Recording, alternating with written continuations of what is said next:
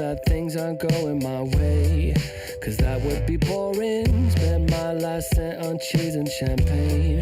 What a wonderful morning. Never mind, she declined to the first date. It was only on my birthday. Never mind all the lines on the highway. Give me time to reflect a bit, 'cause I'm just having a good day. Having a good day. Having a real good morning. I'm just having a good day. Having a good day. Having a real good morning. Real good morning. Real good morning. I guess that things can only get better from here, but sometimes I wonder, I might have met the love of my life, but I lost a number. Never mind, she declined to the first date. I went to Vegas with a roommate. Never mind all the lines on the highway. I aim to misbehave, 'cause I'm just having a good day. Having a good day. Having a real good morning. I'm just having a good day. Having a good day. Having a real good morning. I'm just having a good time. Having a bad day, yeah.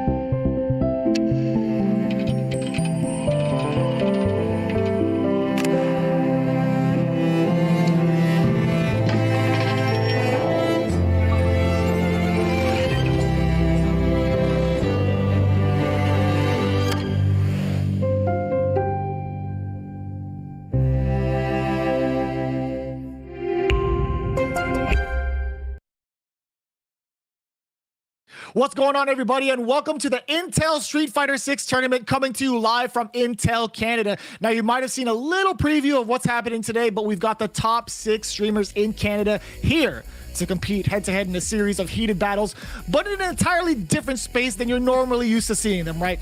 We're gonna see what happens when the FPS meets the FGC. Before we get into it, my name is Vicious, here with James Chen, and we are the in-game commentators of Street Fighter 6, and we're here to guide you through all the mayhem that's about to ensue as well.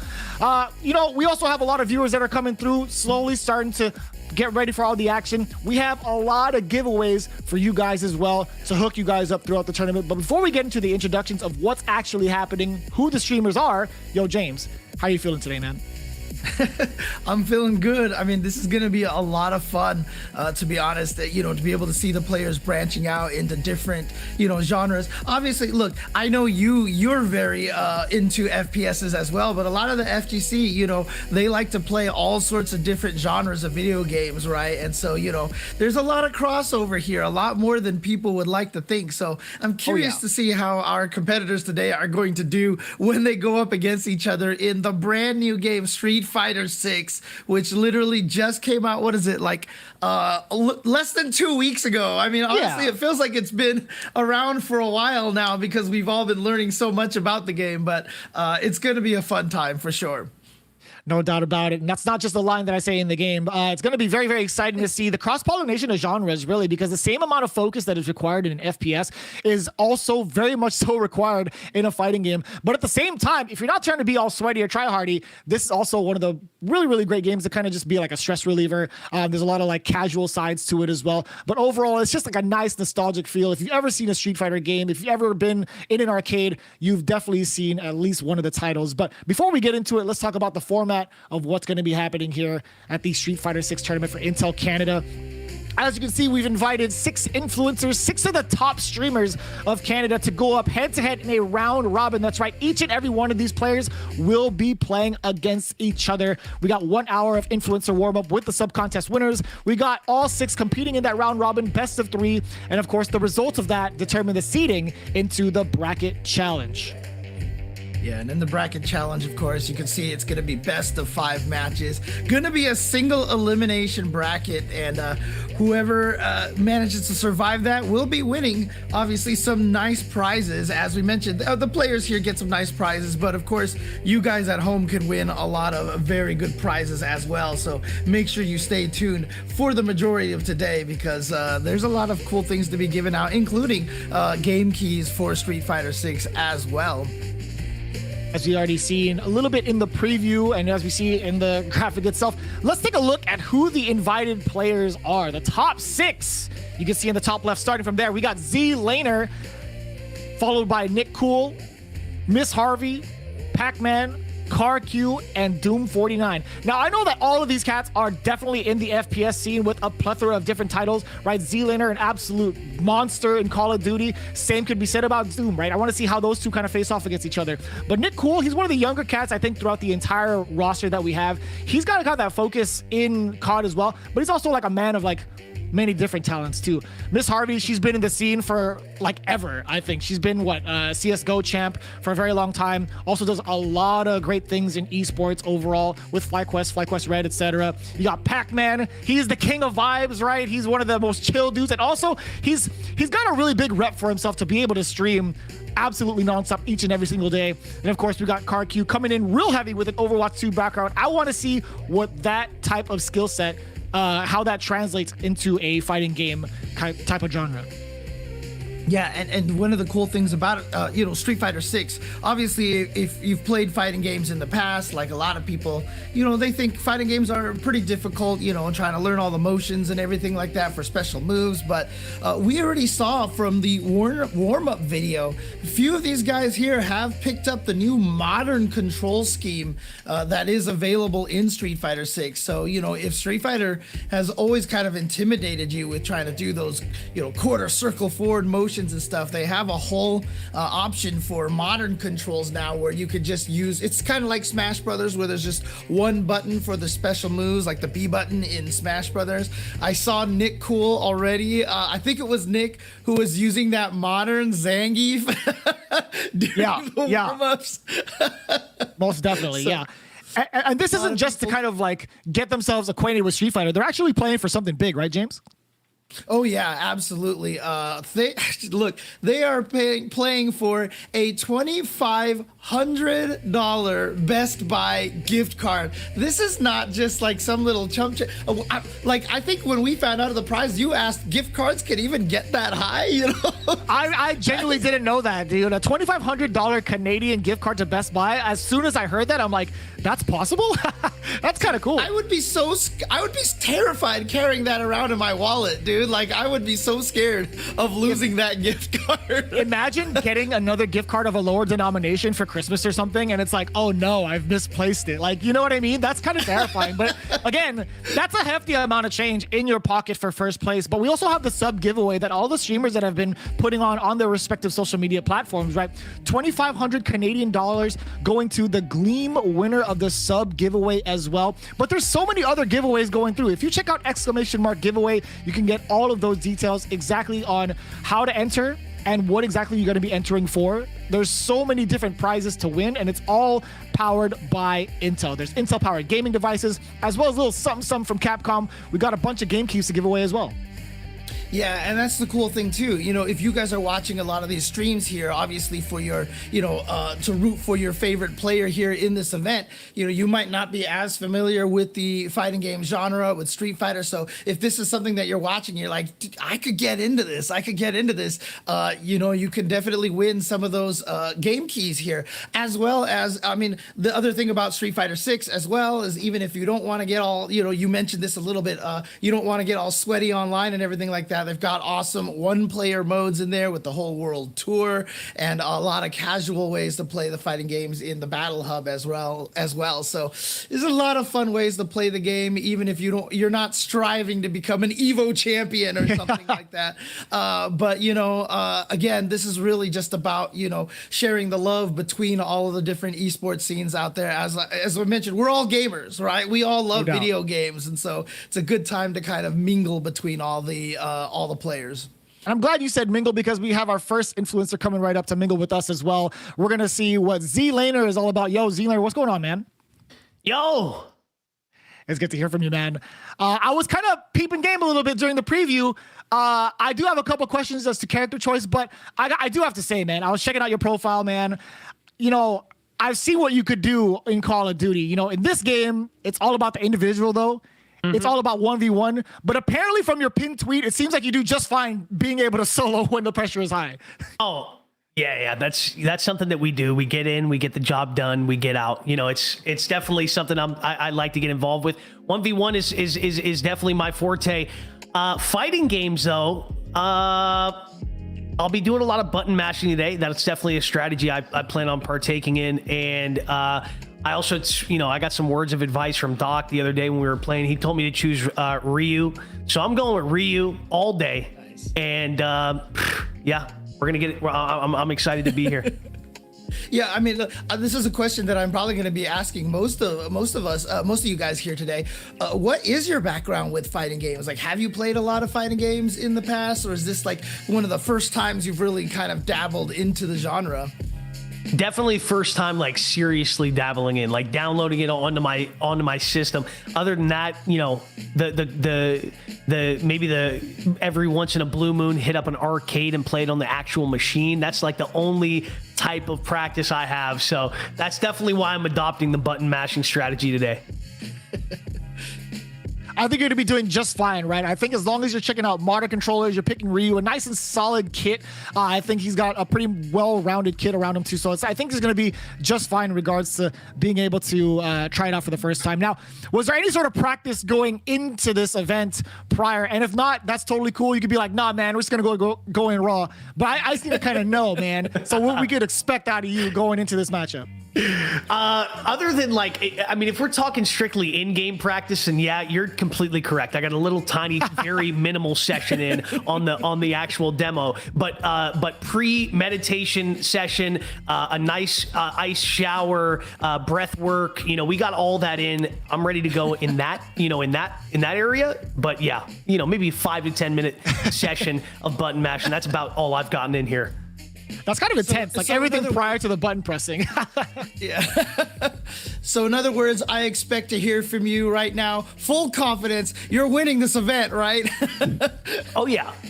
I mean, hopefully nothing I said, like, I'm fully confident, 100% confident. Nice. And of course, what do you plan to do with that, $2,500 Canada card if you do happen to win that? When you win that, I should say. Okay, listen, if by some miracle I win that, I'm giving it away to my community 100%. Let's go. That's what I'm talking about. Well, I mean, like, my community needs to understand that that's just maybe like a 1 to 5% chance. Like, they got a small percent chance, but if they get it, I'll do a nice giveaway. Well, I mean, I guess I'm gonna have to try to be a part of that community as well. I kind of want a piece of that change, man. No, all jokes aside, man, I think you do a great thing in your space, and definitely looking forward to what you're gonna do inside the ring, man. Thank you. Appreciate you guys having me. Oh yeah, good luck, man. Thank you. And have fun later today. So, all right. So Z-Laner, one of our first players here, part of Team Optic here. And so, yeah, it's going to be exciting to see how he enjoys his first foray into competitive Street Fighter. That's always going to be like one of the cool things, like seeing like the starry-eyed newcomer get into like the realm of fighting games. But at the same time, they're also like absolute veterans in their FPS space. And we actually have we have literally 5 other people that have that same kind of background. Coming up next, we do have Nick Cool. Hopefully he's here and he can hear us. What's going on, Nick? Hello, guys. I hope he's not muted. Hello. Okay. There you go. Howdy. Sorry about that. You're all good, All right. man. Nick, how you doing? How you feeling today? Pretty good, I'm not really that, big of FGC is my first ever FGC game, so I'm excited. I know a lot about like how big it is. It's really cool stuff. I'm just very excited for it. Now, my first question to you is, how did you know to gravitate towards modern Zangief, by the way? I feel like, before you answer the question, I'm just gonna let you know, that is a really, really smart choice, actually. Zangief? Yes, modern Zangief, no sarcasm. I think that is one of the scariest tools that you could pick right off the bat. Was there any sort of like intuition, or was it like, did you actually get to test out the characters prior and it led you to Zangief? Like, what was the mindset behind picking Zangief? I'm not gonna lie, I selected the bot to use it, and then I got slammed by the bot. I was like, all right, maybe I should keep this a secret, and I was hoping to keep it a secret. Genius. Until it happened, but that bot slammed me. I was like, all right, Zangief, I gotta keep this a secret. This guy is good. If I can keep on letting slams, I'll win it. But dang, you guys, I was keeping it a secret. We definitely saw you in the warm up there. I thought maybe like some of your chat or some of your viewers were like, "Yo, pick Modern Zangief." But as you said, this is actually like your first time playing fighting games. I mean, Z-Laner said that he's gone to the arcade a couple of times and pressed some buttons. But is this literally like the first time that you have actually picked up a controller for a fighting game?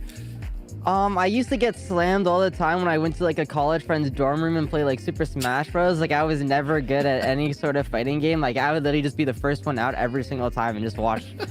So I'm very interested to see what's about to happen here.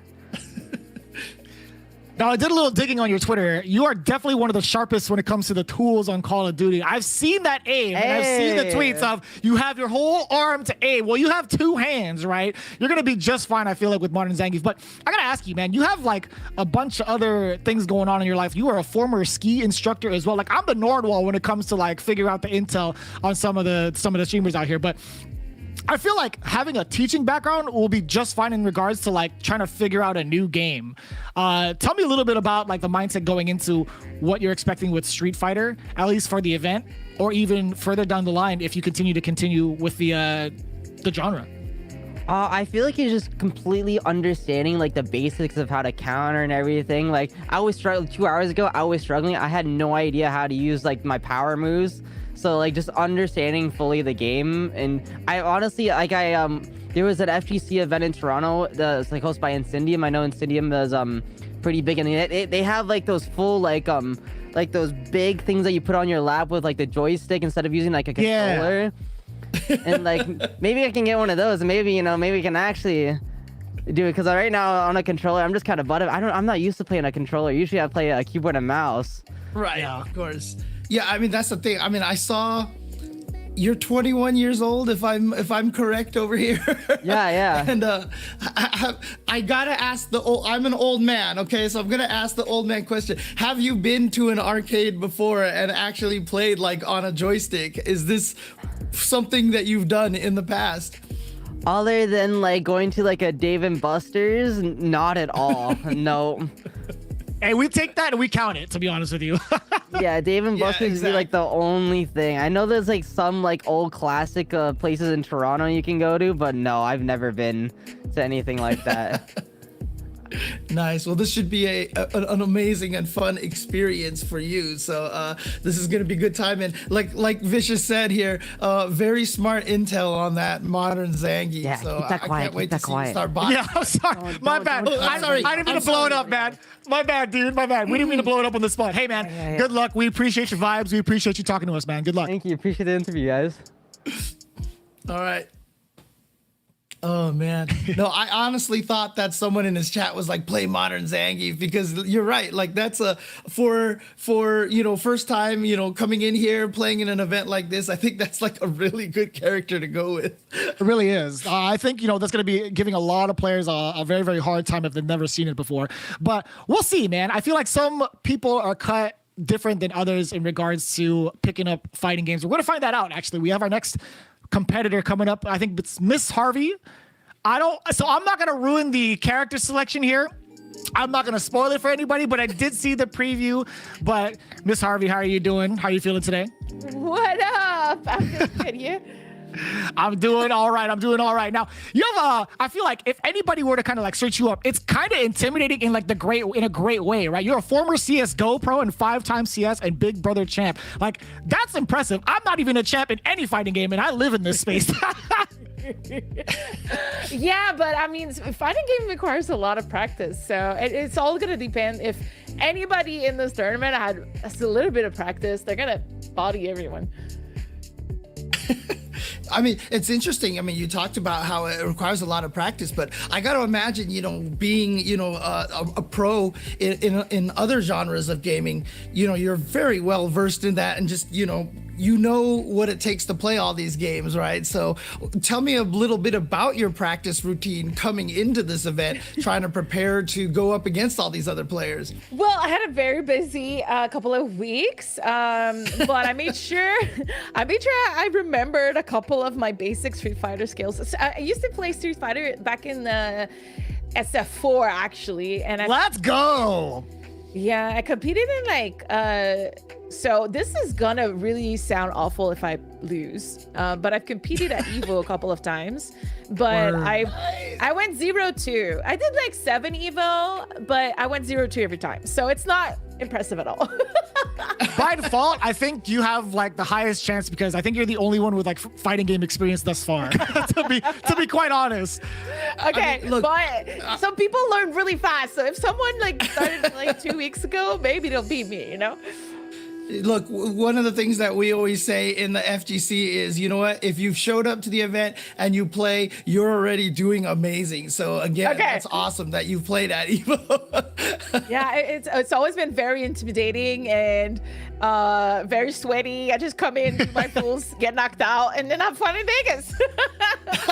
That's usually the play for a majority of us on the casting desk as well. Yeah, that sounds very, very similar to what we do over at Evo as well. But for the most part, I don't want to spoil it. I don't know if you're open to answering this question, but we did see a little bit of the preview of who you might potentially be using. Is that going to be the same character going into it? So I have 2 characters that I've played before. I'm way more familiar with one of them. That's not the character I was practicing with. But I just like Yuri more. But you know, I started with Ibuki, so that's even crazier. But it is, yeah. yeah. But I'm very a core Ryu. So I think I'm gonna pick Ryu, and if shit hits the fan, I'll swap to Yuri. That's fair. I think that's fair. Yeah, I think Ryu definitely hits pretty hard. So was that who you played in Street Fighter 4 at Evo? Were you a Ryu player, or did you play your? Yeah. Okay, you were. But everyone knows how to play against a good Ryu. But it's just like how I was able to like control the space a little bit better. But once I was cornered, I just didn't know how to get out. So I'm still kind of in that vein. But I'm playing. Look, I'm playing with modern control. I swapped.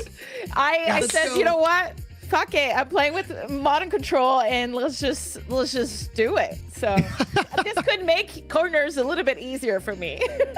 As long as you remember what direction and what button gives you the fireball, the hurricane kick, and the uppercut, I think you'll be just fine. I know all of those. Let's go. Let's go. See, James, if I were a betting man, all right, I think Miss Harvey has the highest possible chance of taking it down. I don't know, man. Yeah, I know. That's just me. A competitor at Evo. I think you're my favorite right now. I've put all my money on you right now. Stop. You're jinxing it. Now we're going to enter your giveaway. We're going to do everything. We're going to be in your chat, the whole 9. Miss Harvey, we appreciate your time. We wish you the absolute best luck going into the event. Thank you. Have a good night. All right. Good luck. Oh, man. What did you say? 7 times she was at Evo or something? Or was she at Evo 07? You know, but she is a true Evo competitor. I think everybody else has their work cut out for them at this point. So. Yeah, we've got 3 down, but 3 more to go. I kind of want to pick the brains of some of these players coming up. This one coming up, it's the king of vibes. It's Pac-Man in just a little bit. Now, I did see him dabble with modern Luke, which is also a really, really good choice overall. I think Luke controls the space in a very difficult manner for people to kind of traverse. But for the most part, I've seen what Pac-Man can do on his streams. I want to know how that applies. Hopefully we can get him in sooner rather than later, because I want to see what the king of vibes is all about. Right, James? Absolutely. And here he is. Welcome, Pac-Man. How are you feeling? Are you ready for this? I'm excited. I'm ready to go. I'm trying to win this tournament and remind everyone who's daddy.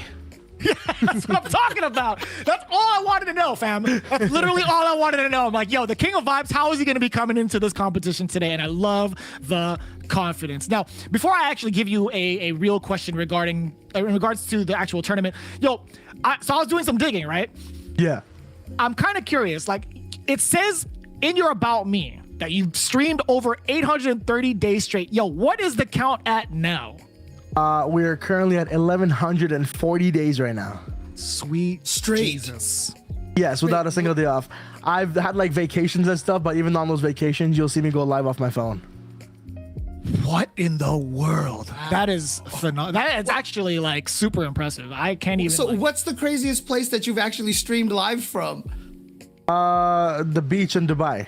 I think that'll be up there. Yo, I tried going live while I was doing dune buggies in the desert, but the signal was not good enough for that one. That's kind of sick. That's actually kind of sick. Yo, you've actually been pretty godlike also in regards to the games that you play. Now, I'm kind of curious as to how you are going to take the skill set you have in first-person shooters and applying it to like fighting games. How much practice have you had to prep yourself into today's tournament? Honestly, I've been getting annihilated by my sub who won the competition. We've been just kind of learning and trying to copy everything he does. I'm just gonna bring childhood Pac back into action with button mashing Goliath, and hope everything goes well. So you actually have a specific training partner who's been trying to teach you all the strategies, huh? Exactly. He's been taking one for the team right now and just helping me out. I think that by default is already like a pretty big leg up against the competition, because you actually have somebody who's kind of like teaching you the ropes and actually showing you what's good and getting you prepared. But I kind of want to know now, who is your character of choice? I did see Modern Luke, if I'm not mistaken, from the Yes. preview. Is that somebody you were influenced? That's who I've been practicing with right now. But honestly, with what he's been doing to me with Lily, that might be the character to go with. Oh, okay. Oh, hell yeah. Switch it up here all of a sudden, or maybe have a character in the pocket here Exactly. to shock people. Nice.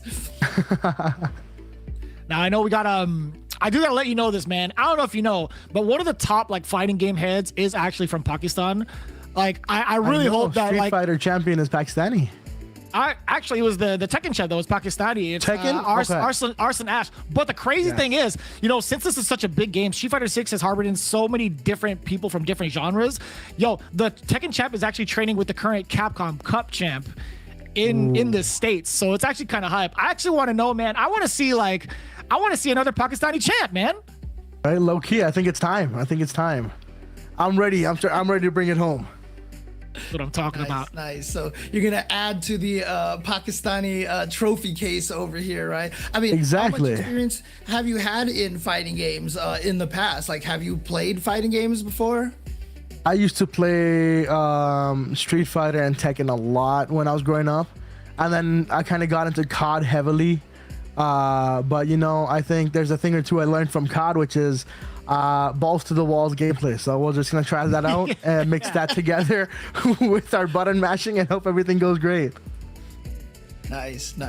So I just have to ask one last question, just again, because I've been playing games forever now. You've called your handle is obviously Pac-Man. Have you actually played like the actual Pac-Man in an arcade before? Yes. Back in Pakistan, I actually had the high score on one of them. Oh, yes, there we go. That's what I wanted to hear. See, this is the kind of man who is gonna come in here and wipe the floor with everybody else here. I'm gonna try not to hype myself up. Next thing I know, I'm out round one. Oh man, not with that attitude, bro. You're the king of vibes. Remember that. You always gotta remember that, man. Always. Yo, I appreciate your time, man. Good luck in the tournament. Thank you. Man, I'm loving the confidence from each and every one of the competitors thus far. And that's the kind of like attitude you really need to have, especially with like the space that they're in. Like first person shooters, one, are very difficult to master, but two, it's like to be in that like headspace against like all the other top competitors. It's very, very much so similar to being in the FGC. Yeah, that's the thing is if you're a top competitor in any genre, you know what it takes to be a top competitor in anything, right? Because you know about the practice, the dedication, and it's the same thing with anything. If you're an artist or if you're a singer or whatever it is that you do in life, you know how much work you put into it. A lot of people just see the fruits of your labor and are like, man, you must have been born with the keyboard and mouse, in your hand. In your hand. Yeah, but you know how much work it takes to go in here, so they understand what it takes to also be an amazing fighting game player. Oh, we got another prospective amazing fighting game player coming up. It's Car Q to round out the rest of the interviews. Yo, what's going on, Car? How are you feeling today, man? Hello, I'm doing good. How are you? I'm doing all right. I'm excited to see how everybody plays today. Now, I know you have a very, very extensive background in Overwatch 2. You're coming in hot and heavy with that kind of skill set. What is the game plan today going into Street Fighter 6? The game plan for me is to put all the combos and work I had throughout the week in effect. I got a couple of confirmed combos I'm pretty confident in, so I'm feeling good. Dude, you're throwing out the fighting game terminology here. You can't tell, CarQ, but my eyes and face lit up like Christmas morning when you just gave me that statement, bro. Yeah, I have a little bit of a fighting game background, not too much. Oh, okay. I mean, Little goes a long way, bro. I'll tell you what. Oh, no. Sorry. So I was just about to ask, obviously Overwatch, you get to pick a lot of different characters in that. Is that something that you kind of took as a mindset, like going into fighting games? Like, did you try to find someone of a similar style, like kind of tank style, or maybe more defensive, or maybe just all out rush down? There's no correlation from Overwatch to Street Fighter because I played Street Fighter 4 when I was a teenager on the Xbox 360. Yeah. And they had so many characters in that game, right? So I messed around a little bit, and this was like, when I say teenager, this was like 15 years ago. Man, Street Fighter 4 was a long time ago, so I haven't really played much Street Fighter in that time period. And Overwatch is more of a recent game, right? So. Yeah, brother, you are right in the same age range as some of us speaking right now. Guess Being my in the age. Street Fighter, I'm not going to because that'll get me feeling the same exact way. Not gonna lie to you. Don't let my hair fool you. But I'm probably the same age. Man. That's what I'm saying, About man. to say, man. Yeah. You already know. You would never be able to guess my age. That's all I'm gonna say. You'll never be able to guess my age. So 25. you don't have to guess my 25. Wow. Close enough. All right, Car is now my pick to win this tournament. That's exactly because it. he just gave me the biggest compliment in the world. So you did have a pretty decent amount of experience with Street Fighter 4. Is it okay to ask you for a character reveal today? Who are you going to be picking for the tournament? I'm going to be playing the slappy man himself, the headbutt spammer, E-Honda. Yes. I did see you stream earlier. You did pick Honda. I saw you messing around with Mano, but oh man, I wish I could tell you more, but Honda, also a solid pick, dude. Hey. Yeah. Oh yeah. Yeah, very close skill set to Ana from Overwatch. If you guys play Overwatch, I don't know if you have or not, but I've dabbled. Not well, but I've dabbled. fair. No, that actually, yeah, that's a really, really good pick. We've been talking to some of the other players, they have some good picks as well. But, Honda has definitely been terrorizing a lot of players online and on the social media space for very good reasons. So, I think you've put yourself in a very good position to take this. Perfect. I like it. I like the confidence boost from you guys too. I'm feeling good now. I was a little nervous, but we're chilling. But believe me when I say this, you did an excellent job already at the character select screen. Yo, CarQ, we wish you the best of luck, man. Thank you guys. Take care. Good luck. We do have one more. I might have spoken a little bit too soon. I got a little bit too amped up. I thought it was 6 already, but we do have our final contestant getting ready for our interview today. It's going to be Doom49. I hope he's going to be joining us right away. He is. Yo, what's going on, Doom? How you doing? I'm good. How you guys doing? We're doing just fine, man. You have quite the impressive resume, man. I was doing some different, right? I feel like you are like the king of FPSs right now. You got CSGO under your belt, you got COD, you got Battlefield, but this is where it kind of gets a little bit different, right? This is an entirely different Battlefield where we use our bodies instead of using, all the cool loadouts that you guys might have. But obviously, there's a lot of focus and details that go into like learning a first-person shooter. What kind of training have you done to get yourself ready for this event for Street Fighter 6? I have been gaming a lot with Mike G. He's the guy that won the tournament, and he's like my coach right now. So he's been like showing me moves and everything. So surprisingly, I got really good in over an hour just gaming with him. Oh, dang. Dude, so we've been talking about, we love the fact that all 6 of you guys have a lot of confidence, but I loved hearing that. I got really good. And what character have you been training with at this point? Who are you going to dominate everybody with? Manon, so good. The spin kicks, I don't know if you have my screen up right now, but just the kicks you can do with her and the grabs and the throws, just impressive. Right now I'm getting wrecked, but I can't. You're Now not we supposed to can tell see people it. that. To be fair, it's against your training partner. All right, that's not too bad. Your training partner seems to know what they're doing, so I think you're doing just fine with the Mano pick. I'm telling you, this training partner is so good, and this game is so fun. Like, we're just laughing the whole time practicing with this, and honestly, I'm just trying to bring all the speed I can, just like the Intel processor. Nice. I like that. And yeah, I mean, again, you know, at this point, this is probably one of your, I mean, by the sounds of it, it's one of the first times you've really gotten into the fighting games, you know, playing in the fighting game community. How have you been enjoying it so far? Is this something that you think you might, you know, try to stick with casually, obviously, because you got to dedicate a lot of time to the games that you're playing, but is this something that you might keep up absolutely. with afterwards? Absolutely. I remember as a kid in like Super Nintendo days, me and my brothers would like play and just have these little tournaments in house, and then we'd get our friends in. And this is bringing back so many memories. This is a game that's like the perfect game to play with friends. Absolutely. Nice. That's exactly what I wanted to hear. Now, going into all the training that you've done overall, like, can you kind of tell me if there's any sort of like similarities in regards to like how you've prepared yourself mentally for like any sort of like first person shooter event and like applied it to a fighting game event? Just finding out all the moves you can do and how to counter attacks. The main thing is, like, you know how the saying is, defense is the best offense? I just found out all the best defensive ways and then just applied that and then started working on the offense. I think that's very straightforward. I think that's a strategy I could definitely get behind, because that takes you a very, very, very long way. If you've ever seen like a competitive like fighting game event too, you gotta get like we call it the lame style, but it's not a negative connotation to it. It's very much so a style that's kind of like not really not really active, which is great because it does get in a lot of players' nerves. But once you get into that mentality of like, you know what, I'm going to hang back and force the opponent to kind of have them make the mistakes, then I'm all Gucci. Then I see the green light. Then it's all go, go, go. So I'm hoping you got that down pat, and I'm hoping to see that from your gameplay today. Oh, absolutely. I'm hoping I got it down pat too.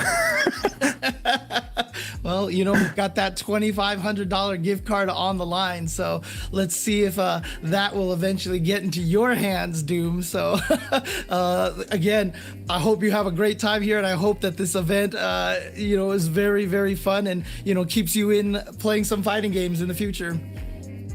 Absolutely. Thank you for having me. No doubt, man. Good luck. We'll be watching very closely, so good luck, man. Dude, this is so cool. Like, I've been hearing the way all these guys have all the players have been approaching this, and you know, their history with the genre. I'm excited for this. I can't wait to see these guys go up against each other. No doubt. Now that we've gotten ourselves introduced and acclimated to the top 6 streamers for today's event, let's kind of go over the format just one more time now that we've got that full reveal, right? With these 6 players, they're going to be going through a round-robin series of events. It's going to be 1 hour of a warm-up with their sub-contest winners. So they've already kind of done that throughout the entirety of these interviews as they were streaming. So they're going to be competing in a round-robin best of 3, and the results determine seeding into the bracket challenge. Now, in the round-robin, all of the players will be playing against their opponents at least once here in a best of 3. Yep, exactly. And we're going to go through this whole entire event here until we have a winner today. We are going to crown our winner today. And again, it's going to start with the round robin. So every player does have a chance to play against each other, which like I said, will be a lot of fun. I can't wait to see the fruits of their labor. Let's just put it that way. You know, all the practice that they've been doing. I really want to see how it goes. And so again, we have our round robin, I think, pretty much set up. We're going to be able to see who's going to be playing against what. But again, to kind of remind you folks at home, they're playing for a lot on the line. As you can see with the prizing, the first place gets a 2,500 Canadian dollar Best Buy gift card. And again, I can't emphasize this enough. I did not know you could fit that much money into a gift card. I'm actually blown away just by reading this graphic alone. Yeah, but again, they're not the only ones. As you can see, obviously, they have sub giveaway. There's a sub giveaway for another $2,500 Canadian gift card. So you could definitely win that as well. As you could also see, a lot of Intel powered gaming devices will be given away as well. So you just have to follow Intel Canada on YouTube. And of course, there are secondary prizes for everyone. But I mean, let's face it, it's an awesome prize as well to be able to get get the game keys for Street Fighter 6 so you can dabble in the game as well, the genre as well. As we've mentioned, so many things to do in this game. I have my friends who have played World Tour mode, which is just like a one-player kind of like an action RPG, have put in like 60 hours into the game already, trying to, you know, make friends with all of the different fighters there. So you can definitely win that as well by following Intel Canada on YouTube. As you can see before you, these are the invited players. We had Z-Laner just a little bit ago. All of these players actually that came through with the interview. We have Z-Laner, we have Nick Cool, Miss Harvey, Pac-Man, CarQ, and Doom49. You can see their handles right below their portrait, so go ahead and give them a follow as well to join them along the journey as you're tuning in to the Intel Canada channel. But again, be sure to follow all of these guys as they go on their journey to face off against each other in the realm of Street Fighter 6. It's going to be absolutely amazing to see kind of how the cross-pollination is going to happen between first-person shooters and the fighting game community. So really, really excited to see what's going to happen here in the round robin. I do believe, just to let you guys know how it's going to work out, we're going to have a certain amount of players kind of play against each other. But let's say, for example, maybe like Doom, right? If Doom were to start off, he has to face off against Z-Laner and like all the other players like one by one and accumulate points over time. And there's going to be a lot of admins going through each and every one of these wins and each and every one of these matches. And the ones that accumulate the most points will have pretty much seeding into the single elimination bracket, which is the next phase over. Yeah, exactly. And again, you know, just talking about, you know, the cross-pollination between the players and the games and stuff. As I mentioned earlier, I mean, I hear this conversation all the time. I mean, when we were at PAX East at the Intel booth over there, a lot of you guys afterwards were like, hey, let's get together and like, hey, are you still playing, you know, Valorant and all these, you know, you guys are playing all the FPSs all the time.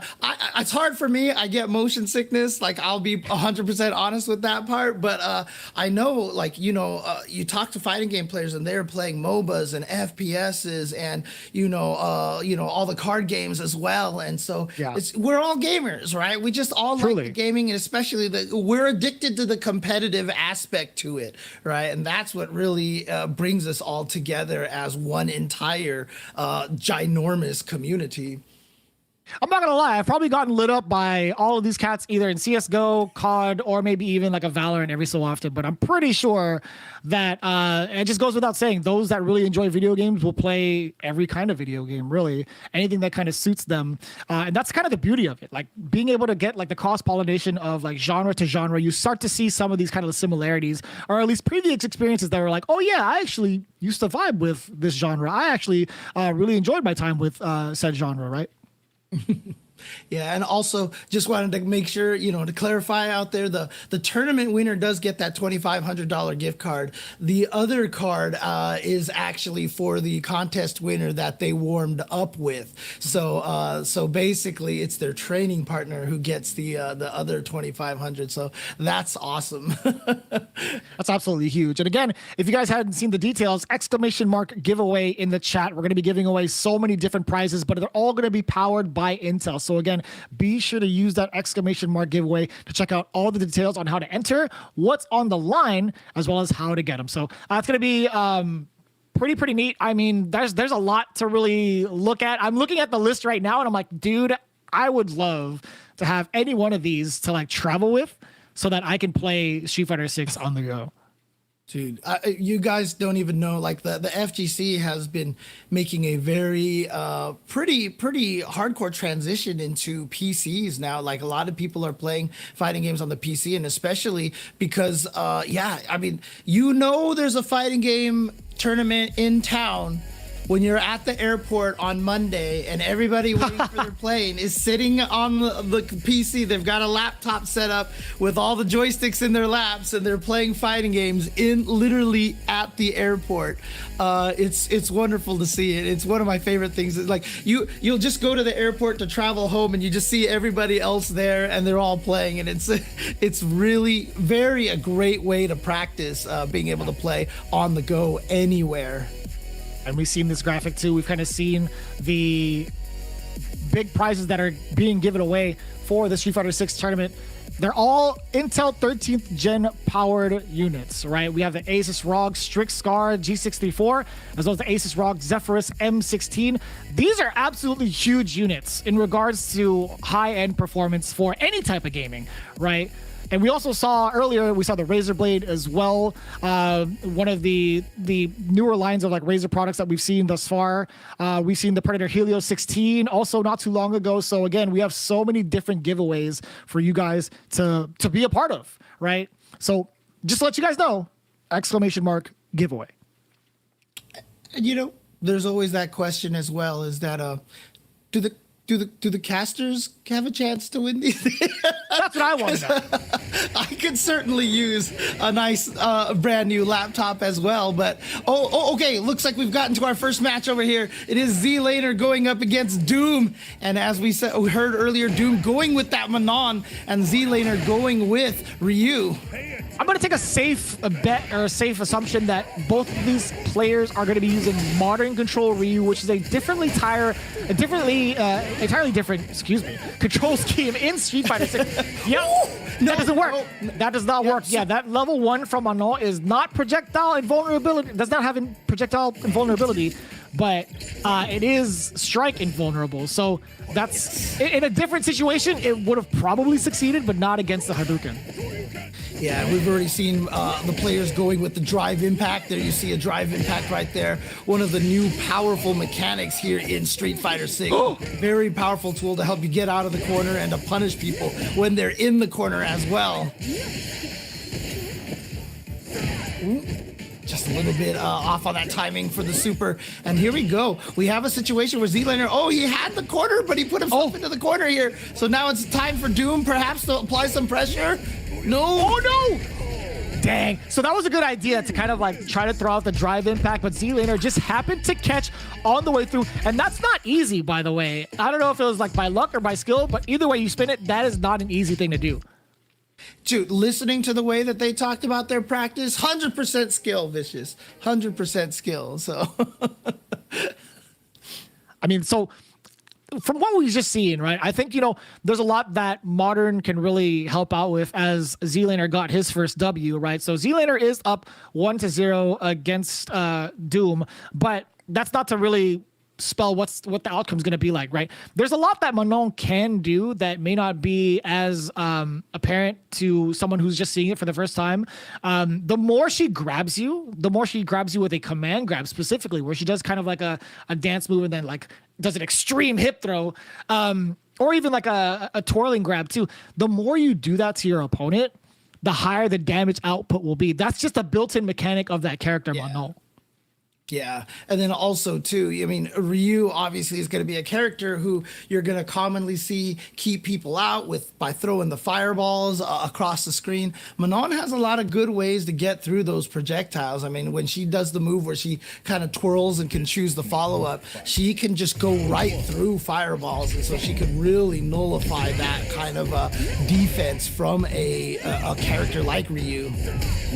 But also, if you're not even trying to mess with the fireball game and you're trying to strike first, I actually totally like that. The quarter circle back move, you see the little spinning action she does on the ground. First and foremost, that's taken a lot of people out in tournaments currently because it's so fast. But if it is blocked, it is heavily punishable. Yeah, well, you can see right here, Z-Laner definitely going for a lot of throws at point-blank range. Oh, yeah, that super's going to work. Yep, that's going to stop it. And here comes Doom trying to squeeze in here, throwing a little bit too early, and I like Z-Laner right there, just basically keeping Doom from continuing the pressure with a bunch of button checks there.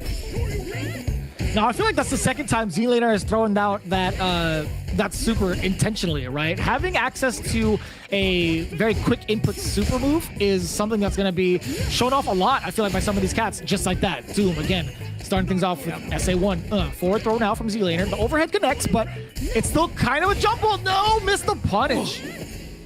Burned out here. You can see that Manon a little bit kind of with a little white aura around her right now. That indicates that she's burned out. One of the mechanics here in Street Fighter 6. If you go too ham with your resources, you go into this major cooldown period where you are very weak and do not have access to a lot of your powerful tools. And you see Doom taking advantage of that there.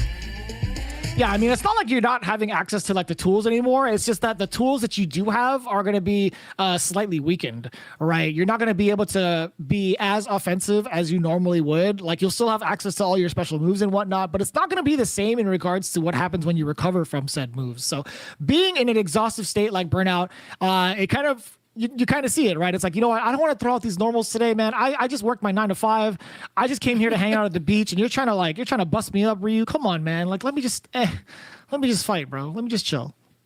Yeah, so we'll do our best here to keep you guys updated on the scores here, but that means that Z-Laner, if I'm not mistaken, is going to get 1 win on the board. Now, keep in mind, it's not going to be just directly wins. You get points for winning rounds as well as games here. So we got the whole spreadsheet over here. We've got all of our expert mathematicians here to put the points on the board for you guys. As you can see right here, Z-Laner and Kark have both already won 2-0 against their opponents. That's why they have 2 game wins here, and then total points here of 5 points. Yeah, you can see, for those that are kind of confused, like, oh, we only saw 1 match. Well, let me break it down for you real quick. So Q and Nick Cool have played off stream, as well as Miss Harvey and Pac-Man. I think Pac-Man and Miss Harvey are still going through their games, but we're not going to be able to showcase each and every one of the games just yet, right? This is only the preliminary phase where we try to filter out who will be seeded into the single elimination bracket of phase 2. Yep. Again, we will keep you guys updated on the situation, but it's just to set up the bracket. So no matter what the total points finishes at, all 6 competitors will be competing in the bracket at the end of the show, and they will be going against each other in a single elimination bracket to find out who will walk away with that $2,500 Canadian gift card for Best Buy. I didn't think about this until I saw the results. Nick Cool versus Q. That was a Honda versus Zangief match. I wish we could have seen that. Like, that would have been kind of crazy. It's like watching Street Fighter the movie. You know, it's like it just comes full circle. You get to see Honda and Zangief play again, you know, or fight again, and you just see Honda's like, "Sorry, man, can't play no more." Man, it's a classic, bro. I'm telling you, I've seen that movie like 1,000,000 times over, and it's still such a classic. I would have loved to see that kind of go down between those two. Are you talking about the live action or the anime Street Fighter? The live action, man. The live action one. When the guards at Shadowloo were kind of like trying to escape, and they see like the camera, the surveillance camera, they see like Honda and Zangief like stomping over like the mock city of I think it was like based out in Thailand, right? And like you had like the Godzilla sounds in the background. They're like, what the heck is happening here? It's actually kind of funny. I'll never forget that. It's so, man, that movie's so good. I'm a big Street Fighter fan, and I can honestly say I definitely have not seen that movie as much as you have. Okay, I thought you were gonna say like never have seen it before. Oh no, I've definitely seen it. You can't not see that movie. I mean, I was about to call Capcom. I was gonna do it on speed dial. I was gonna call Capcom, have Intel in the same boardroom meeting, and be like, "Listen, guys, this guy James, he hasn't seen the movie yet, man. We got to change that. We got to change that." No, man, it's definitely a cult classic. You got to see it, if anything, but for Raul Julia's, basically final role, his legacy in movies. And he was, I mean, look, as cheesy as the movie is, I mean, that's a lot of its charm, obviously. Yeah. But Raul Julia's M. Bison is like the best part of the movie, like for sure. Yeah. For some other actors, they would kill to get that role, but for him, it was Tuesday. Well done. No one's gonna get that. No one's gonna get that reference. All I can say is game over. Nobody's gonna get that reference, but if you do, hey man, I appreciate you. Again, we'll try to hook you up with something on my personal dime, of course. But going into it, just to let you guys know, up next on stream, it's not gonna be happening just yet. We're still trying to get the players acclimated. We did see the score of Z-Laner as well as Q getting those first 5 points really early on. That's gonna be so beneficial going into that second phase. But what we should be expecting on stream is CarQ coming back into the hot seat to face off against Miss Harvey. Now, Miss Harvey is one of those cats that also have a lot of experience in person at big tournaments like EVO. And then CarQ, he's had a lot of experience prior with Street Fighter 4. So with that in mind, right, CarQ with the Honda, Miss Harvey with the Jury, or possibly Ryu, it's going to be a hotly contested match either way. Yeah, and you know, classically, Ryu has always given Honda some trouble, so that might be a good matchup to go with. But again, this is a brand new game, and to be honest, you know, every time a new Street Fighter game comes out, it is kind of like a free for all in terms of like people trying to figure out how matchups go and everything like that. So it is, you know, obviously, as I said, in the history, in the past, Ryu has done well against Honda, but clearly here in Street Fighter 6, things can be very, very different. Man, if I see one perfect parry, I'm gonna be like, I'm gonna lose it. Like I gave a little bit of a hint of what to do against Honda, but if I see a perfect parry, I'm gonna absolutely lose it. So we're gonna see these two go at it in just a little bit. Don't go anywhere. When we be back, we'll have more from Intel Canada with the Street Fighter 6 tournament. Stay tuned.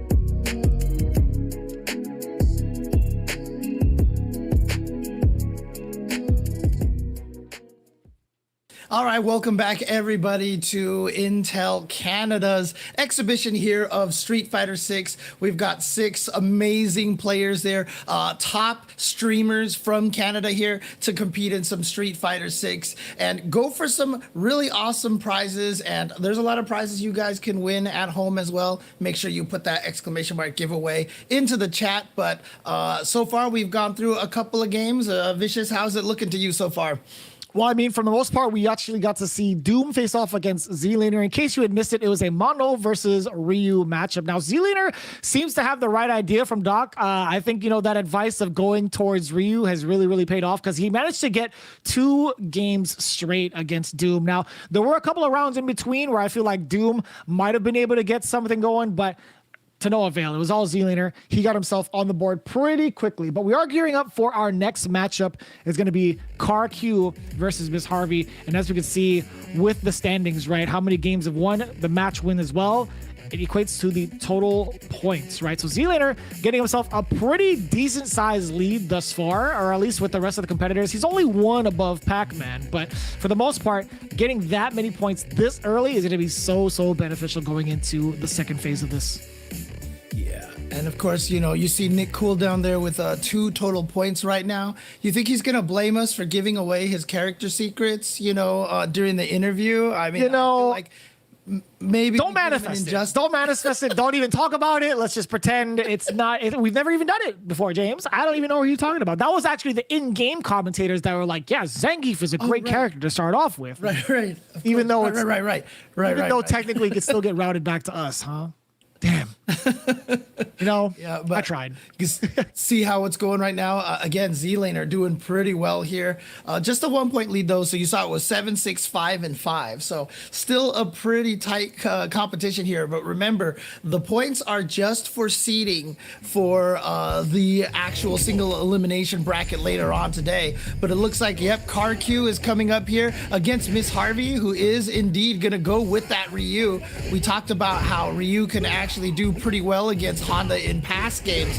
Things might be a little different here, and CarQ starting out really strong right now. Oh, and the jump in just barely sneaking in against Miss Harvey. That is highly punishable, but Miss Harvey tried to go for a throw a little bit too far out of the zone that you need to be in, and I love that. Yes, that's 2 donkey kicks in succession thus far that we see from Miss Harvey. That forward throw just dealing a chunk of damage. Oh, Cheetos for dinner! Sit on him. Dude, CarQ there with the drive rush pressure, with the command throw on Miss Harvey's wake up. CarQ said that he'd had some fighting game background, and you can see it here. But remember, Miss Harvey is an Evo competitor. So here we go. That was actually kind of sick. Being able to drive impact the headbutt from that far is no easy feat. That was actually really, really well done. And there we go, using the Jodan kick right there, the donkey kick. Uh-oh, that's going to be a big punishment again. Too far away for that throw. We'll take it. We also get another donkey kick. Push himself out of the corner a little bit. Miss Harvey chucking the plasmas. Oh, no. EX headbutt against Fireball. You already know Car has actually practiced against the projectiles, but damn, look at the damage. Okay, all right. Miss Harvey trying to take this round here. Didn't have the anti-air, but again, the donkey kick just coming into play here. And Car is burned out right now, but he has the corner advantage. Block and punish. Actually, that wasn't even a true punish. Got a counter hit there, but you know what? He'll take it because he gets the game anyway. Look at the EX firing right off from CarQ, and that's one of the best parts, right? Being able to have full drive meter to execute any OD moves that you'd want to right off the bat, if need be. Mind you, it is highly punishable, but at the same time, it's like, you know what? We're gonna go in guns a-blazing. Miss Harvey, speaking of, OD uppercut too. Had no idea what side she landed on there, but I really like CarQ being able to use the headbutt and also the drive rush to get in from the front, and now going with the EX Ochio again. Wow, CarQ really putting the pressure on whenever he gets Miss Harvey into the corner. Yeah. OD Oicho throw is just so difficult to see coming. Like, I've tried to set the CPU dummy to kind of like get myself ready for like the Honda matchup. Dude, OD Oicho is just so intimidating. It does so much damage and you can barely see it coming. You really have to you have to avoid it preemptively. Judging by the Twitter space, Twitterverse out there in the FGC, I don't think anything can prepare you for Honda. Yeah, that's fair. It is kind of fair. But CarQ already winning off of the character select screen with this choice. But Miss Harvey, again, very much so a seasoned veteran, I will say, at least at this point. If you've been to an Evo that long ago, listen, you're definitely a veteran. And here we go. You see CarQ getting in there with that drive rush again. That is one of the new mechanics that if you haven't played the older Street Fighters, if you did play the older Street Fighters, that doesn't necessarily help you learn how to use that drive rush mechanic. And that's why it's been so impressive to see how well CarQ has been using it already just to get in on his opponents. And he takes it 2-0 over Miss Harvey. And I believe that have been I think 4 rounds straight, if I'm not mistaken. I don't think there might have been a single round that I might have missed, but at the same time, it's like these games go by so quickly sometimes. But again, yeah, 2-0 in favor of CarQ, who's pretty much gone on a pretty much win streak too, because he faced off against Nick Cool right before we went into break. So he's got to be really, really up there right now. We also had Doom as well as Pac-Man off stream, Z-Laner versus Nick Cool as well. So we'll see with the current standings. It's Z-Laner and CarQ tied 10 apiece. Dang, look at that. So CarQ and Z-Laner are the ones looking really, really strong so far here. Starting out, they have a 4-point lead over Pac-Man, who is coming in third right now with 6 points. But again, this is just for seeding for the end of the tournament today. We're going through the whole entire event here. There's going to be a single elimination bracket at the end of this stream. So of course, give you all plenty of time to enter that exclamation mark giveaway into the chat so you guys can see how you guys can also win some awesome Intel prizes courtesy of Intel Canada. In case you guys might be kind of confused, right? We see the game win at the top, match win, and total points. Just to kind of keep you guys updated, those are the kind of denominations that we're going with that determines the total points. So keep in mind the kind of games that are going on, or at least the rounds and the matches overall, and you'll be able to kind of follow along with us. But if you want to turn your brain off and just kind of chill, don't worry. We got you with all the graphics, we got you with all the scores, and we also got you with all the gameplay. That's right. We got our professional mathematicians here to keep track of the points for you guys. But again, all 6 of these players are streaming their matches on their own channels as well. So if you guys want to check out to see what they're doing over there, definitely check them out. And remember, just keep trying to enter these and get some cool Intel prizes. They've got some sweet laptops to give away here, so you definitely want to pick up a bunch of those. And of course, a bunch of secondary prizes for Street Fighter 6 game keys as well. I've seen some people in the chat saying, Street Fighter 6 looks a lot of fun. I haven't played a Street Fighter in a long time. This is the right time to get back into it. Street Fighter 6 is chock full of amazing one-player content if you're looking for it. A lot of wonderful tutorials. They have really doubled down on trying to help the players learn how to play the game as well. So definitely a great time to get back into Street Fighter if this is looking a lot of fun to you guys. And this is the perfect time to also get behind your favorite streamer, right? Again, if they end up taking the whole thing down in first place, they get 2,500 Canadian dollars in a Best Buy gift card, as well as the sub who helped them practice for this event, getting a $2,500 Canadian dollar gift card. So that's pretty huge, right? And dang, speaking of huge, Nick Cool, EXSPD, that's huge damage against the man. Oh yeah, that is so much damage. I mean, whenever you see Zangief grab you and you just see your life bar melt like that, you're just like, how is this character supposed to be fair? Oh no, he grabbed a little too early. No, that's that. Watch. Boom. Yo, Nick, he's not even trying to block. He's doing the Rocky Balboa technique, right? He's blocking with his face. He's opting to use parry most of the time, and Pac-Man's just finding himself running into the big blue aura. Yep, there it is again. You see that, every time he kind of thrusts his chest out like that, he's ready to parry attacks coming in there. Nice. And even gets the wall splat, but yeah, not going to be able to grab in that. Uh-oh. But you can here. Look at the damage. Oh. This is modern Zangief. The power of modern. Block that. Okay, never mind. It's fine. He tried to parry it, but the SA1 from Ken does have armor break on it. Yeah, I like that. Dragon lashes, right? A full mascara's worth of dragon lashes. That's what I'm talking about. Yeah, you saw that whole super from Ken landed and did less damage than one of those spinning pile drivers. That's true. That's actually kind of sad. Ken's like, I'm hitting you so many times. How come you're not dying? I'm made of muscle. But there we go. The light punch into the Shoryuken. Gonna give Pac-Man that round here. But again, it's just 1-1 here. Final round for this game. All right, not bad. 1 round apiece. Is that gonna reach? Oh, if that reached, that would have been so sick. We would have seen like the air power bomb. Oh boy, OD SPD. We gotta get used to calling it OD, man. Yeah. And you know, one of the dangerous things about Nick Cool always using that OD SPD. However, nice combo. But he's in danger of burning himself out. But nice walk up EX. I'm sorry, OD SPD. OD spinning pile driver. Oh, you do it again. Oh no. What a reaction! Nice. He's gonna burn out soon. Oh, the lariat connects. If he gets EX SPD or OD for that matter, either one. No, he got tried. tucked in. He got tucked in. He's dead. It's Nick Cool interrupting the Shippu Jinrai SA2. No invulnerability on that bad boy. Yeah, no throw invul right there. You are getting caught, and Nick Cool on the board with 1 game. Nicely done. And oh man, again, this is why we were saying, you know, during the interviews that Zangief can be a really strong pick, especially in modern controls. Makes those spinning pile drivers very easy to do, and you see the amount of damage they dish out. Now, obviously, you're wondering how can this be fair? Well, the character obviously very slow, lumbering, you know, harder to get in, but when you do get in, the rewards are so good.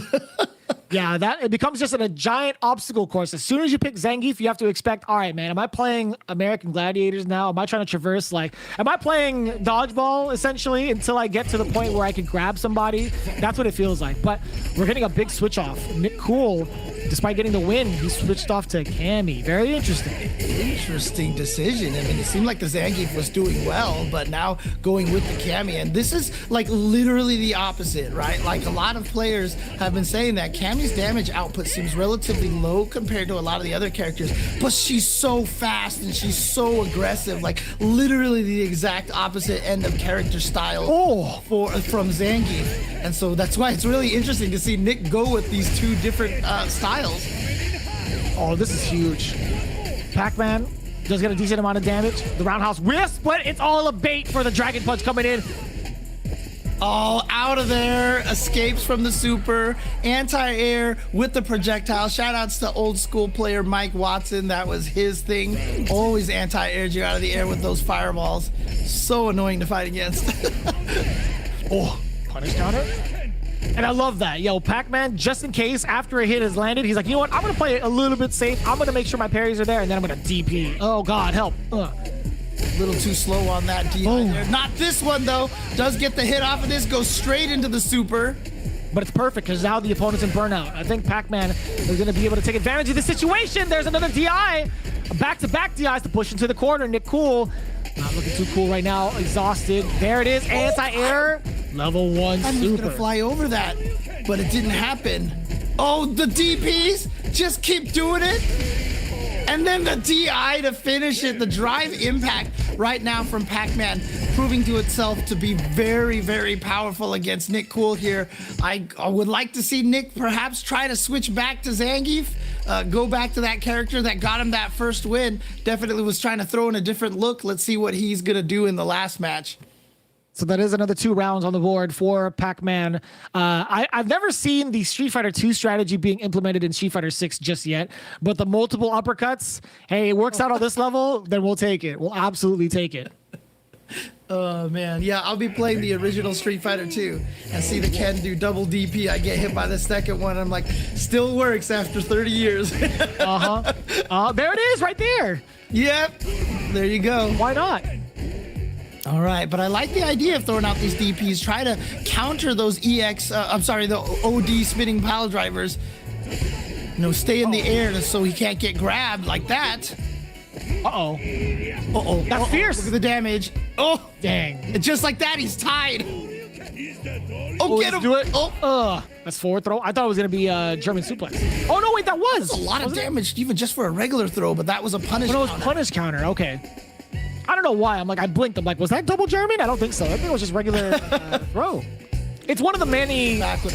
regular throws. Yeah, Oh! that's sick. Got all 3 hits Oh, in time. And tuck then 'em the in. SPD. Okay, Nick Cool was like, enough of this cami nonsense. We are going back to the big boy here. Yeah, you see those muscles that Zangief's flexing right there?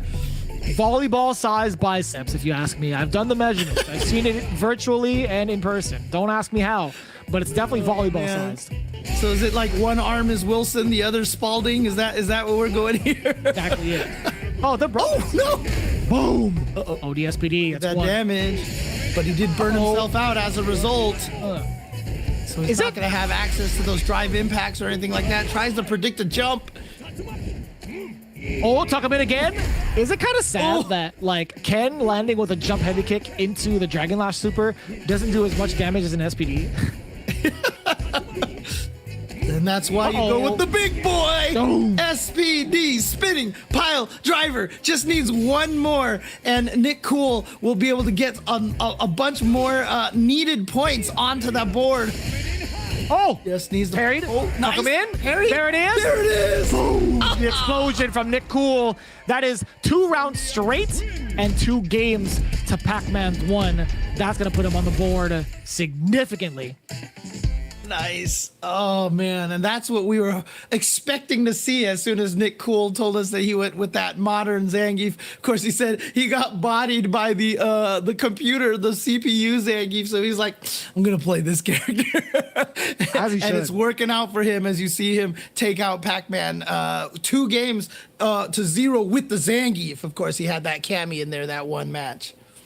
I gotta say, man, that was actually pretty impressive. I think overall the amount of control that Nick Cool had, like, granted, he did put himself in a burnout state pretty quickly, but you saw in the very, very last game, right? And this is something that I really want to kind of like challenge you guys at. When you see the amount of like patience he had in the very, very last game where he was actually trying to do spinning pile drivers, it was significantly different than what he was doing in the first couple of games, right? Before he was just doing it back to back to back, but he's starting to be a little bit more cognizant of like the opponent's movements. He's not playing a bot anymore. He's playing another person who's interacting with his actions and not reading his inputs, right? So I'm starting to see a little bit of progress here from Nick Cool, and I'm enjoying it.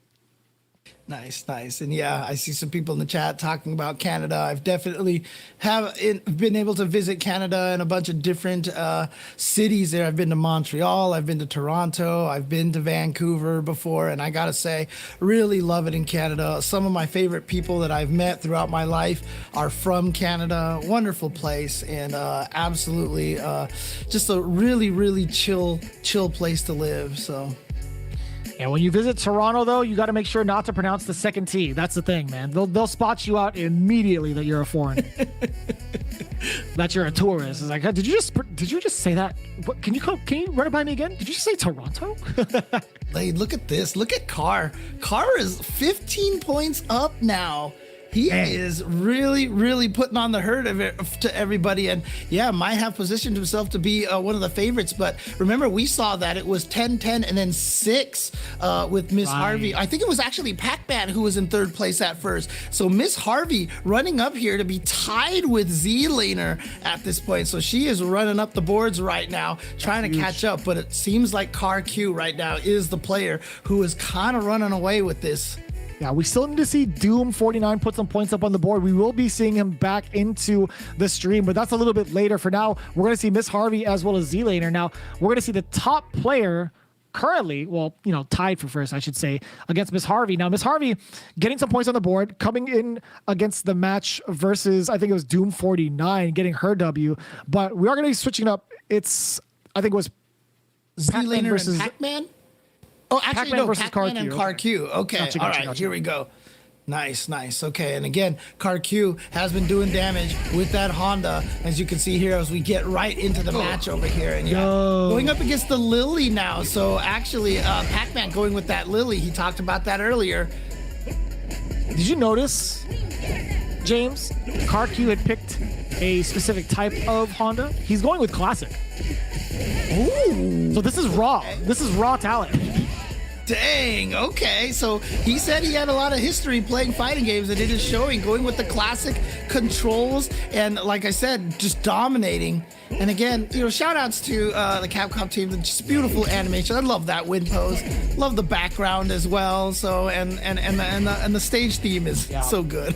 I didn't realize. I thought this stage was dependent on like who's actually playing on the screen, but it's actually a nighttime and daytime version of stages that occur. It's really, really cool. Like sometimes you get like actually empty background. Yeah, there's different settings. Yeah, do they base it off of the actual time of day, or? I don't know. I genuinely do not know. But I'll tell you this, man. Pac-Man is taking a lot of damage here at the Fête Foraine. Nice. There's Lily's version of the spinning pile driver, in case you guys don't know. If you guys have played Street Fighter a long time ago and remember T-Hawk from the older games, Lily has a very similar moveset. She's from the same tribe as T-Hawk. So a little bit of the lore over there, why she has a lot of the same moves, like the Condor Spire and, the Hawk Dive and such.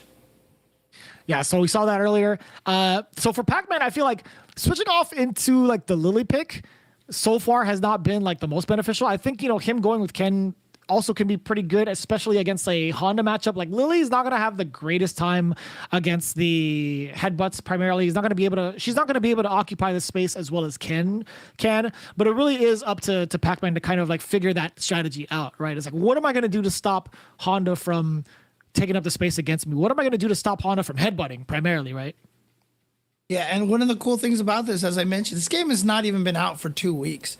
People have figured out a lot of stuff, man. The ability to find tech in these games is just ridiculous. Like, people are on it, but even at the same time, we're all still just learning this game. We're all still trying to figure out all the details here and everything. So, a lot of people finding new strategy and new tech every single day, and it's really cool to see. But Pac-Man has actually gone with the classic Ryu pick here instead of the Ken. A little bit of a faster fireball. Not too bad of a choice. The pokes pretty much near identical, really. But Ryu still going to be able to do the job. Now, had that hit properly, Karki would have been in big trouble. There we go. Oh, nice. We got the DI counter. If the opponent ever DIs at you, all you have to do is just activate your own DI. Whoever activates it second always wins. So if you have good reactions to seeing your opponent start theirs, the drive impact is what we call a DI. If you ever see your opponent start theirs, all you have to do is just activate yours and you will get a big punish. RQ, man, what? Crouching medium punches anti-air? That was kind of sick. It's like some Alpha 3 anti-air, Street Fighter Alpha. Yeah, it really is. Ooh, okay, here we go with the projectile, but the spin kick is not going to hit enough. Just goes for the air reset, try to set him up for some more hand slap pressure. Oh, that big chop is so good. Nice! What a dragon fireball uppercut game. Couldn't work. A little bit of a tough one. The drive impact still blocked, successfully blocked 2 times over, but it chipped so much. Yeah, Karq actually puts himself in exhaust. Yep. That burnout state is going to be a problem. Yeah, that was... I like the drive reversals as well. Just kind of keeping Karq off of him, but here we go. Punish counter throw, that's going to hurt. And he backs off, tries to get in with the headbutt. It's a good strategy. Oh, you're dead. Oh, you're near dead. Had it been super, you're actually dead. Pac-Man using the helicopter, but finding the wrong landing on top of Honda's head. It's Karq getting the second game. Dang, so Karq only adds to his lead right now. I believe he was at, last time we checked, he was at 15 and the opponents were at 10. The second and third place were just at 10 points. So Karq right now really starting to pull ahead over here. And no racing game rubber band aids over here. Karq is definitely going to be hard to catch at this point. No doubt. But again, this is only seeding for the second phase of the game. As we can see, currently Karq dominating the charts. And Miss Harvey pulling in from a little bit below, too. 15 points in second place. Karq with 20, Miss Harvey with 15. Z-Laner and Nick Cool tied for 11th. Z-Laner with a very dominant early start. Then it's Pac-Man, who suffered defeat not too long ago. Then Doom. Doom still hasn't gotten himself a game or a point on the board just yet, but it's not necessarily over or outs for Doom. Doom, come on. Let's get some points on the board, man. Gotta believe, man. You gotta believe. You gotta believe, but again, regardless of how many points you end up with, you do play in that final single elimination, no matter what. You'll just be seated towards the at the bottom, basically. So it's definitely more dangerous to be in that position. But I'm really impressed right now. Like I said, 2 times ago when we looked at this, Miss Harvey was down in 4th place and has just been fighting her way back up here. But can she even catch up to CarQ at this point? Not sure, because CarQ has definitely been playing really solid, really impressed with his play, and just at this point in time, I can't see anybody catching up to him. And I think that's just fine at this point, right? You just want to make yourself as in a favorable position for the single elimination bracket, and also kind of figure out what the opponent's all about, right? I think like this preliminary phase is like the perfect time to kind of download the gameplay of your opponents. Perhaps go to like the lab in between segments and also consider maybe like either a different strategy or a different character, whatever the streamer is comfortable with, or even some help from the chat. Like if you are tuning into your favorite streamer right now as you go along, let them know what's good. Be like, yo, man, I heard the casters say you should do X, Y, and Z. Maybe try to practice that out or whatever. Or you might be familiar with the game yourself with Street Fighter 6 and be like, you could anti-air this and this and this. Don't be afraid to give them tips. I know for the most part, backseat gaming is kind of rough, but at this with this many stakes on the line, it's I feel like it's totally solicited, man.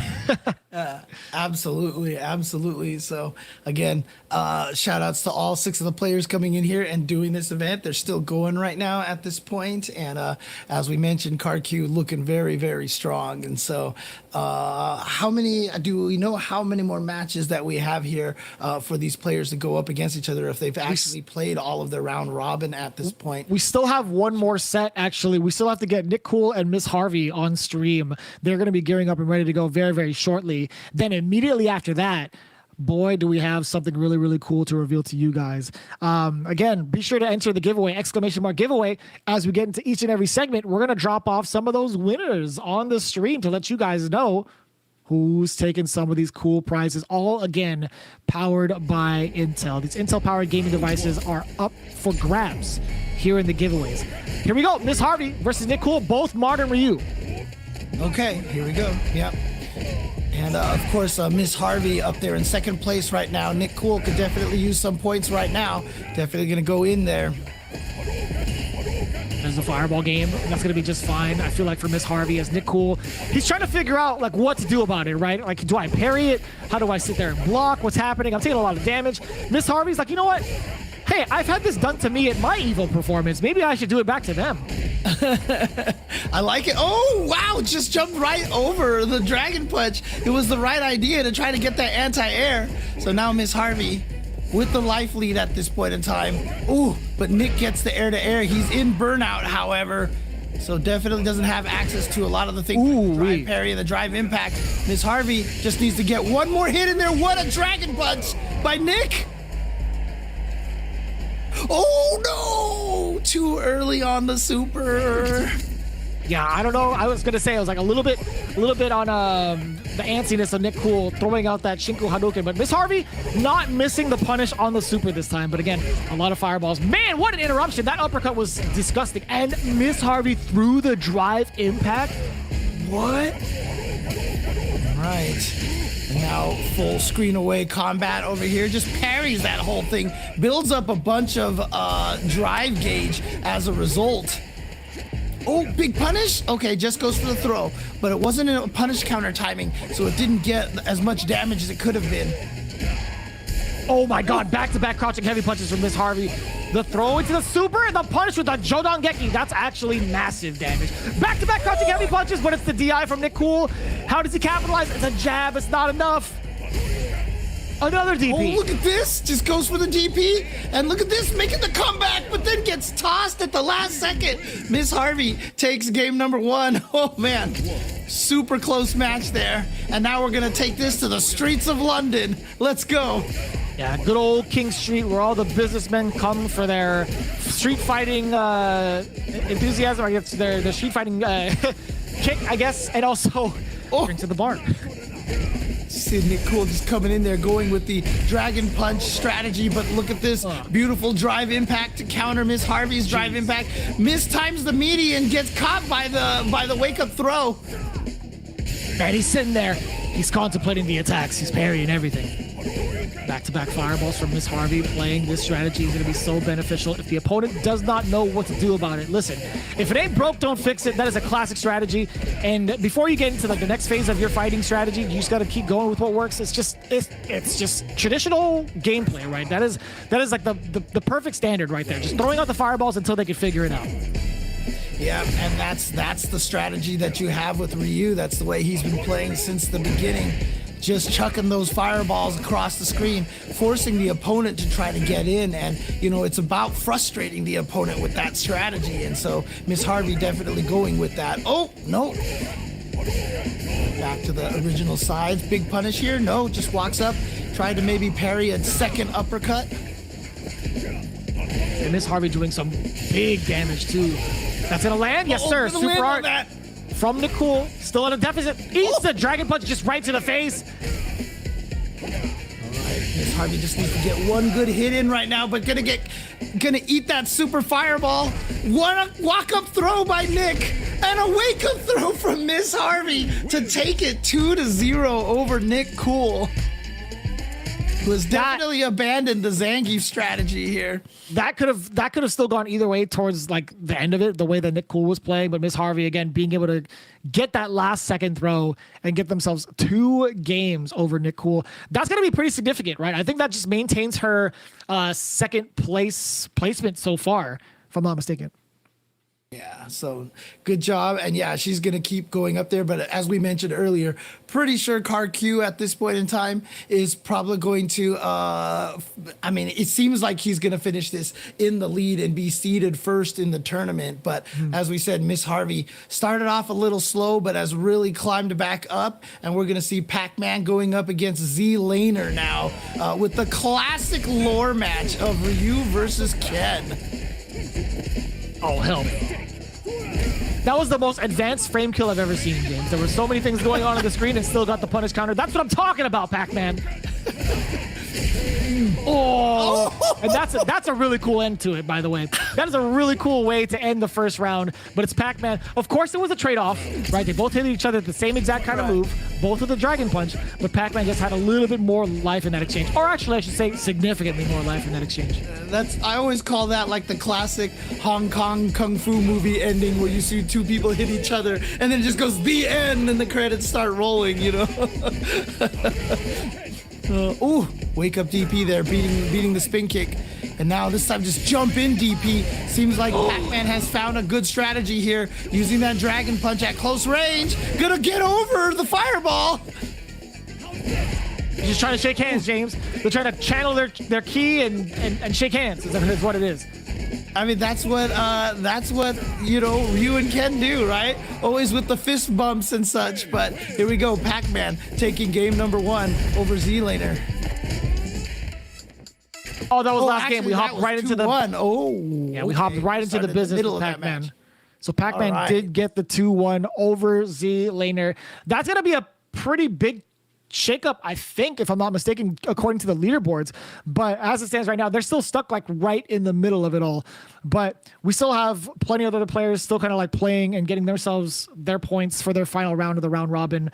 But again, for those that don't know, we still have so many giveaways to go through. We're getting closer and closer to revealing who's going to be winning the very first prize for everything that's on board, right? The Intel powered gaming devices that we've gone through a little bit earlier today. So I'm not sure if we're ready to announce it just yet, but I'll tell you what, man, we're still going through plenty of Street Fighter 6 matches.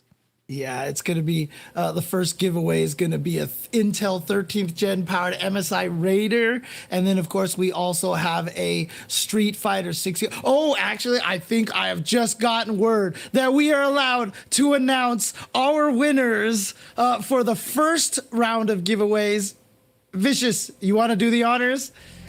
The first winner to receive the Intel 13th Gen powered MSI Raider GE78HX is none other than Un1234L. What a name, and I like that. Yo, congratulations to you, Un. Unless it's UN, I'm so sorry for butchering your name. But either way, those numbers and those letters are definitely going to be very happy to receive this beast of a unit from Intel. And of course, the contest winner for the Street Fighter 6 game key, it's Mike Tokarev. Big congrats to you. You get to duke it down with some of your favorite streamers as well, and also just get into the realm of Street Fighter. Big congrats to you both on your big giveaway victories. Yeah, absolutely. And again, remember, this is not the last of it. We've still got a lot more giveaways to go during the course of the day. There's going to be a 13th gen powered Razor Blade 16, a 13th gen powered Predator Helio 16. So we've got plenty of prizes to give away and some more Street Fighter 6 keys as well. Again, for those that don't know, with the MSI Raider, you could expect extreme performance, a big boost with the MSI Overboost technology. You get the Cooler Boost 5 as well as the Mystic Light, and an MUX design for all of the specifications. You could definitely check it out in the details using ! giveaway. Hopefully there's a detailed link to let you know what exactly you're going to be entering the contest for, like what the prizes are going to be. But in the meantime, let's take a look at the standings with our 6 players. Let's see if it's shaken up a little bit. The question I had was between Miss Harvey, Z-Laner, and Pac-Man. It seems like Miss Harvey keeping her position in number 2. Z-Laner and Pac-Man, a little bit of a scramble here, but it's still tied for 3rd and 4th, really, with 12 points apiece. Mcquain with 11. Doom still trying to get a W on the board, man, I believe, but it's CarQ with the absolutely dominant performances. Honda, classic controller Honda, by the way, with 25 points. Yeah, absolutely. Again, if you have that experience, you can still play Street Fighter the old school style with the 6 attack buttons. Modern controls, in case you guys are unaware, basically you've only got 3 normal attack buttons, but you also have a button for special moves, so you don't have to do the complex motions to do a bunch of stuff over there. You just have the easy buttons. But let's take a look at how the bracket is going to shape up here as a result of this. You can see that Miss Harvey and CarQ are gonna start all comfy in the semifinals to begin with. That is the benefit of having those seeds right there. You don't have to go through that sweaty first round of quarterfinals, but Z-Laner and Doom will have to face up against each other, and then Pac-Man will be going up against Mcquain, and the winner of those will then go up against Miss Harvey and CarQ. That's really exciting, right? So we talked about it earlier. In the round robin, everybody gets to play against each other. It's definitely the preliminary stages where the opponents are going to feel each other out, adjust their strategies going into the big time part of the competition here with a single elimination bracket. And we're going to get to that in just a little bit. We've already determined our players, where their seed's going to be, and also who's going to play off against each other in the single elimination bracket. But it's going to be completely unpredictable here at the Intel Canada Street Fighter 6 tournament. When we come back, we're going to figure out who will take down the rest of the competition in just a little bit, right after this break.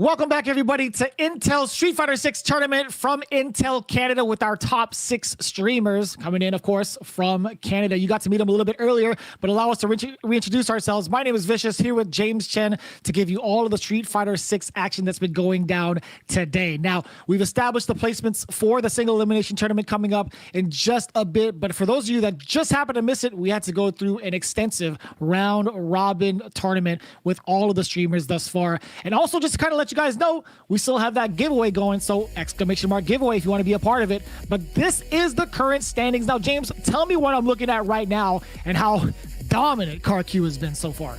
Well, I mean, I saw a comment here on the stream a little bit earlier from one of the chatters. Shout outs to all you guys out there.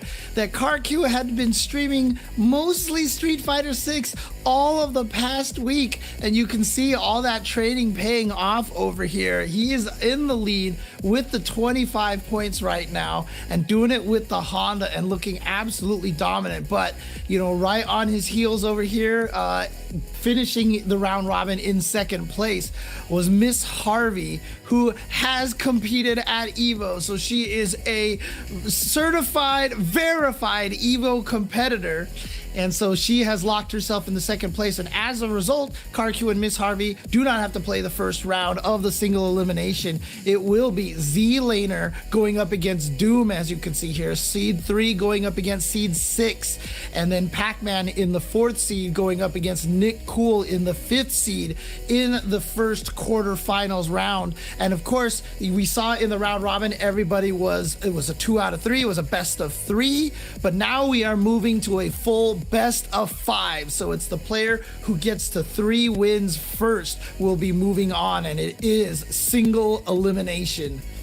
And this is going to be so huge, right? In regards to how they take down each other into the single elimination bracket, there's just so much on the line as we take a look at the pricing, right? For first place, the winner of it all gets $2,500 Canadian dollars, in a Best Buy gift card. And of course, they're not the only ones that get to take home the W, right? A person who had won the sub giveaway to help them practice for this event will also be receiving a $2,500 Canadian dollar, Best Buy gift card alongside the first place winner. But of course, we've talked about this earlier. All of the Intel-powered gaming devices currently up for grabs using exclamation mark giveaway. And of course, all the game keys for Street Fighter 6 currently available.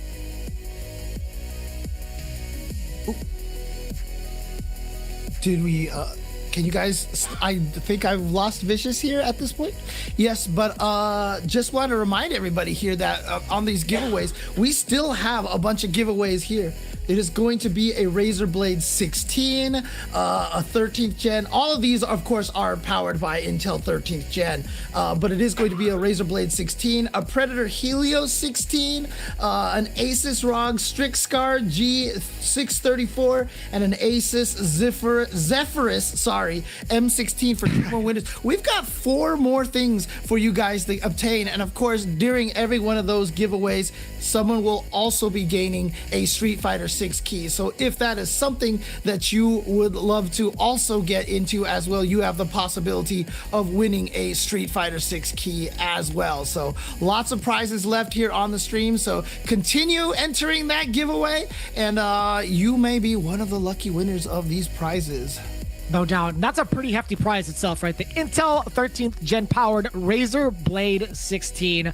I'm really looking forward to seeing who's going to take down that giveaway, as well as another game key for Street Fighter 6. Again, we can't emphasize this enough. We'll be going through each and every one of these giveaways so long as you are participating. Exclamation mark giveaway for those of you that are tuning in. Man, I feel like I definitely should hop into the chat and sneak in an exclamation mark giveaway myself and try to maybe get one of these bad boys, but I digress. Wait, you haven't already? No, just kidding. Jeez. You know what? You're right. I'm messing up in life. I'm definitely messing up in life. Let's get into the first round here of the single elimination bracket.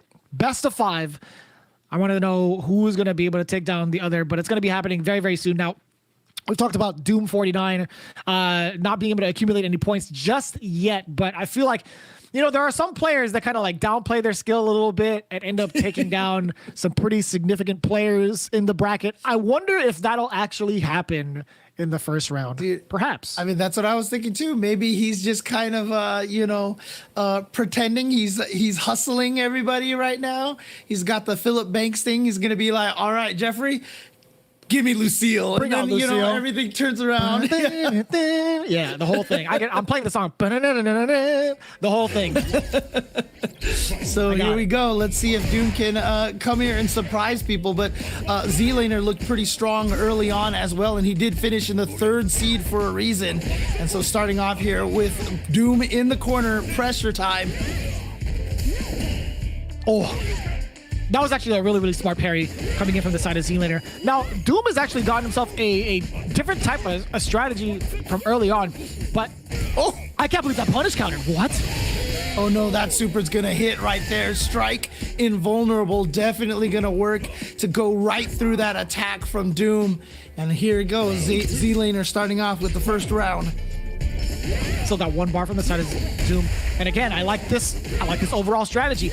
Utilizing the spin kicks also and the drive impact one after another. If Z-Laner can't find an answer to it, well, that's going to be even better for Doom. I think he's just got to keep to that strategy. There you go. Keep doing the reversal. Keep doing drive impact. If it works, it definitely works. Well, the spin kick is working right now, putting Z-Laner in the blender, but I love that Z-Laner going with the drive parry. With that drive parry, you don't have to worry about blocking high or low. Ooh. Oh boy. Look at this. Here we go. Doom 49 getting on the board here with 1 round. Doing it with the drive impacts and the spin kicks. That low spin kicks, you do have to crouch block those kicks.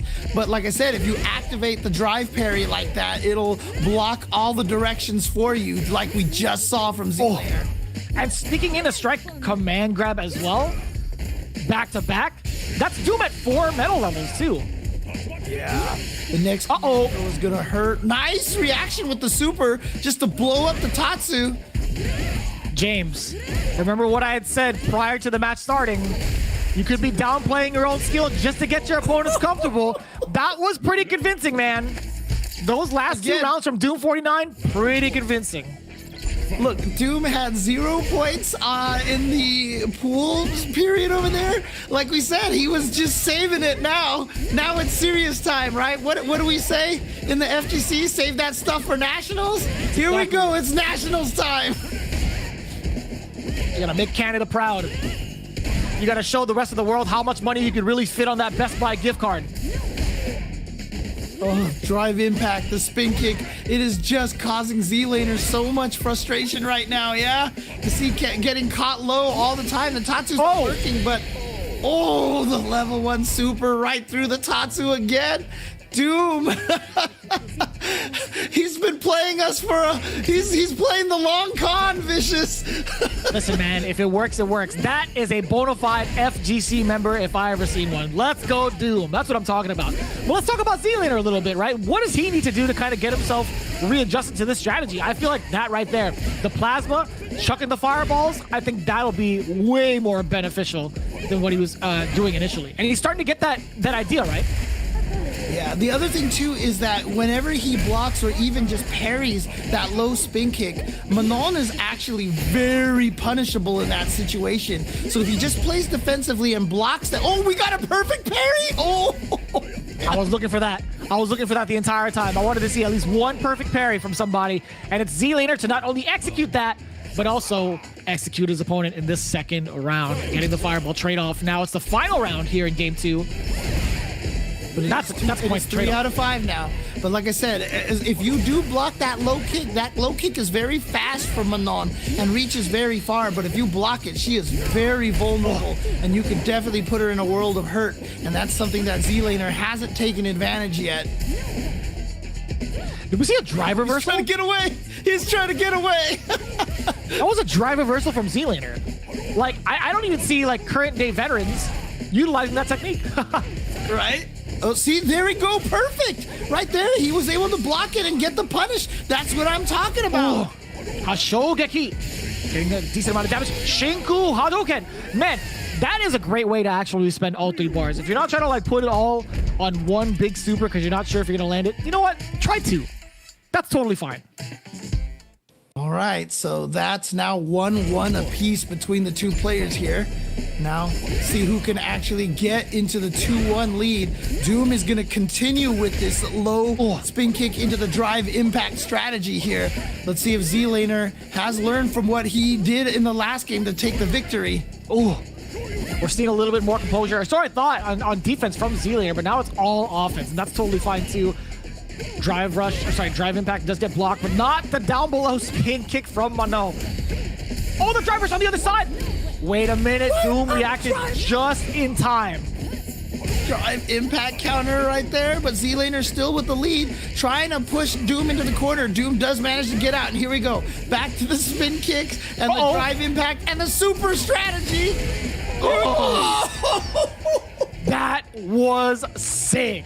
The drive impact having only 2 bits of armor, the third hit being able to crush it. That's exactly what Z-Laner was all about. 2 standing jabs and an OD Dragon Punch. All right. Oh, he was so close. That to time was into a parry. He is managing to stave off those drive impacts pretty decently here. That's going to get completely parried. And speaking of parry, did you see the punish counter? That means that there was nothing Doom can do after getting that spin kick blocked. And that's what we want to see more of from Z-Laner. The parry against the super art? Z-Laner.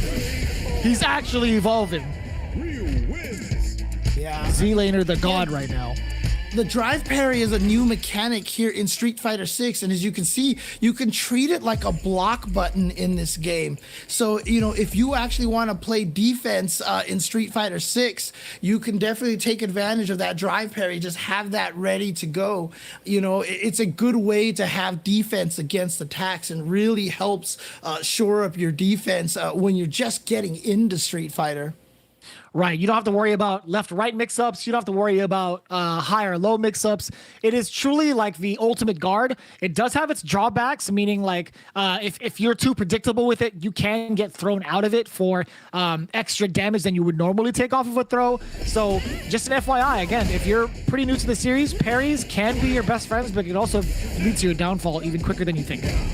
Yeah, you also have to be careful too, because every time you parry, you do use up a lot of that drive gauge. But if you do parry some attacks, you gain a lot of that drive gauge back. So a lot of times, it is a net positive even after you perform a drive parry. Oh, couldn't get the third kick of the Tatsu in there. Oh, here comes Doom. Remember, this is single elimination. If Z-Laner wins this match, he has eliminated Doom from the tournament. Doom is trying to fight to stay alive, but Z-Laner now is at 1 round away from taking this match. He is at he's double match point. Okay, kind of scary for Doom, just a little bit, right? You know we talked about if it ain't broke, don't fix it. Well, it broke, James. It broke, and we need some repairs. Yeah, well, you know what? Z-Laner right now is definitely that mechanic that is trying to find more damage to your vehicle than actually exists, because he is going in right now and trying to finish Doom off from this with those drive parries, but the drive impact from Doom finding its way through. Can he pull off this comeback? Doom is living his fate to the luck gods right now. He's relying on the same strategy that he was doing earlier. Now he's running into the fireballs, and it's Z-Laner taking it down 2 games straight here in the final game, or 2 rounds straight in the final game, I should say. That is 3-1 in his favor. Z-Laner eliminates Doom 49. And I gotta say, man, Doom, I felt like he was doing the thing. He was actually taking down Z-Laner pretty convincingly with the initial strategy of spin kick, which hits low, drive impact just in case, and parry as well. Dude, I thought we were really actually going to get hustled right there. Doom came swinging out of the gates, took that first game after getting 0 points in the round robin. I mean, like I said, I almost felt like he was just playing the long con at this point. But unfortunately, that means that Doom is out of the event. Shout outs to Doom and to all of his viewers on his stream and his fans as well. Awesome. Thank you for participating in the event. But Z-Laner is going to be the one moving forward to face off against Miss Harvey. Yeah, big ups to everybody that's coming in from Doom 49's channel. Big ups to being able to talk to you as well, man. Hopefully you can hear this part of the broadcast, but we absolutely appreciate your energy and all your efforts here in the realm of Street Fighter 6. Hopefully you get to continue it and really give this title a shot, because I say this a bunch of times over. It's not just a fighting game anymore. This is the first time where Street Fighter as a series has really branched into its own and become a fully fledged fighting game. So we really do hope that you enjoy your time with the series and the game, not even just with by yourself or anything like that, but also with the community, right? Your community, the fighting game community, whatever it is, we appreciate you and hope you continue to pursue it, man. Yeah, absolutely. Fighting games are a lot of fun. As a very famous player in the fighting game community has once said, fighting games are something so great. And so we're seeing a lot of that right now here with Nick Cool going up against Pac-Man. Pac-Man has decided to go, oh no, he's using the Ken, but Nick Cool has switched over to Marisa. And this is the damage character right here. We like to call her Mommy Muscles. She does so much damage if you give her the opportunity, but I gotta say, man, Pac-Man is not gonna be able to let Nick Cool get that chance, right? Sure. And it's gonna be so important too. As Marisa builds up some of her gauges or builds up some of her meter back, I think it's gonna be a little problematic for Pac-Man. Oh, that parry was so sick in the punish counter. Knock him down. It's actually pretty darn close. The uppercut is there, and Pac-Man scores the first round. So Nick Cool switching off from modern Zangief to modern Ryu over to modern Marisa. I feel like in terms of technicality, Marisa might be a little bit harder to navigate because you have to land some of these really important hits that land into like big combos and whatnot. Pac-Man hitting him with the taunt, king of vibes. He's looking to really vibe out against the opponent. I like that. Forward throw now. Going for the super, just a little too far out of the range. Oh, but not for Pac-Man. Does get the super kick in there. But Nick Cool right now coming, just gets DP'd in the face over here. And unfortunately Nick Cool just finally gained back his drive gauge, so gonna have access to that drive parry and the drive impact again. Speaking of Pac-Man with the drive impact, not quite enough to kill yet. Trying to finish the job, and there it is. That was actually kind of smart. Did you see that last sequence from Pac-Man? Got the punish counter with a raw drive impact, finished out the combo with the Jinrai kicks, and knew that Nick Cole only had a sliver of life left, so he was mashing on jab, which is not a bad idea. You might be thinking to yourself, like, oh, he's just button mashing, whatever. That's actually a very, very valid strategy because it's a very, very quick normal to whiff against your opponent. You just need a little bit of damage left to take them down, and yeah, you keep yourself relatively safe in that manner. They have to really try to like navigate themselves around that hitbox or around that normal. So really, really smart play overall from Pac-Man. All right, so we're jumping back in here. Pac-Man with the lead, 1-0. Nick Cool going back to his original Zangief pick right there. Tried to get in for the EX SPD, but you saw Pac-Man with the DP, with the Dragon Punch in his face right away. Not this time. Here we go, gets a throw. Ooh, too far away for that one. Just as the parry ran out, the punish counter was there. Just a nice and easy throw from Pac-Man. Jinrai kicks with that roundhouse ender to finish it off. Dragon Lash super. Nick Cool thought it was time to grab. Not today. Yeah, we've seen him do that. Got the jump out of the air. Okay, decent damage there, but again, the level 1's doing less damage than this. Look at that. Over half of his remaining life taken out just like that. And then ties the game up. Can he get another SPD in there? I believe, James. Look at the he could have done it. Yes, chill. He's got it. He's got it. Jump over the person, jump over the body, jump over the fireball. And that was the SPD that Nick Cool needed. We called it, too. Nice. And so Nick Cool with the round on the board here. Can he take another one here? He needs to win another of these next 2 rounds to at least tie it up 1-1. Oh boy. Hit him! You gotta hit him. You absolutely gotta hit him. You can't let him slide down and recover like that. Okay, here's another opportunity, but was in the middle. He got stuck in the drive parry a little bit. There is a little bit of recovery there. So that is one of the downsides of it. Just tries to go for the super, try to predict the jump again. Not gonna happen. Pac-Man getting the super to punish On the other side, Dragon Lash, continue the combo. Oh, although it wasn't a real combo, it still hit. Spinning pile driver. Big damage off of that. He just needs a couple more of those. Here's the second one. Look at the life melting away. In fact, one more could potentially kill if it's a punish counter. Try to predict the jump again. Get him. Block it. Oh, no. No blocking. So that means Pac-Man takes the round. But again, still needs one more round here to win game number 2. So Nick can still take this third round and tie it up 1-1. That still could be anybody's game. If Nick Cool manages to land any more SPDs against Pac-Man, it will spell lights out. But Pac-Man has done a great job of just kind of playing the cat and mouse strategy. He's kind of playing very good keep away for the most part. But up until this point, that's one tuck in night. Yep, not gonna be a true counter. That was definitely. That's two. Oh, that one is. That's a punish counter. So that does a ton of damage. Do it again. And now the drive impact, and he goes for just a regular throw here, but that sets him up. One more spinning pile driver. No. Oh no. With DP into super. There it is. He can do it. SPD, tuck him in. Oh no. Too late. A little too slow. Oh, you know what? It was just to set up the meaty throw right over there.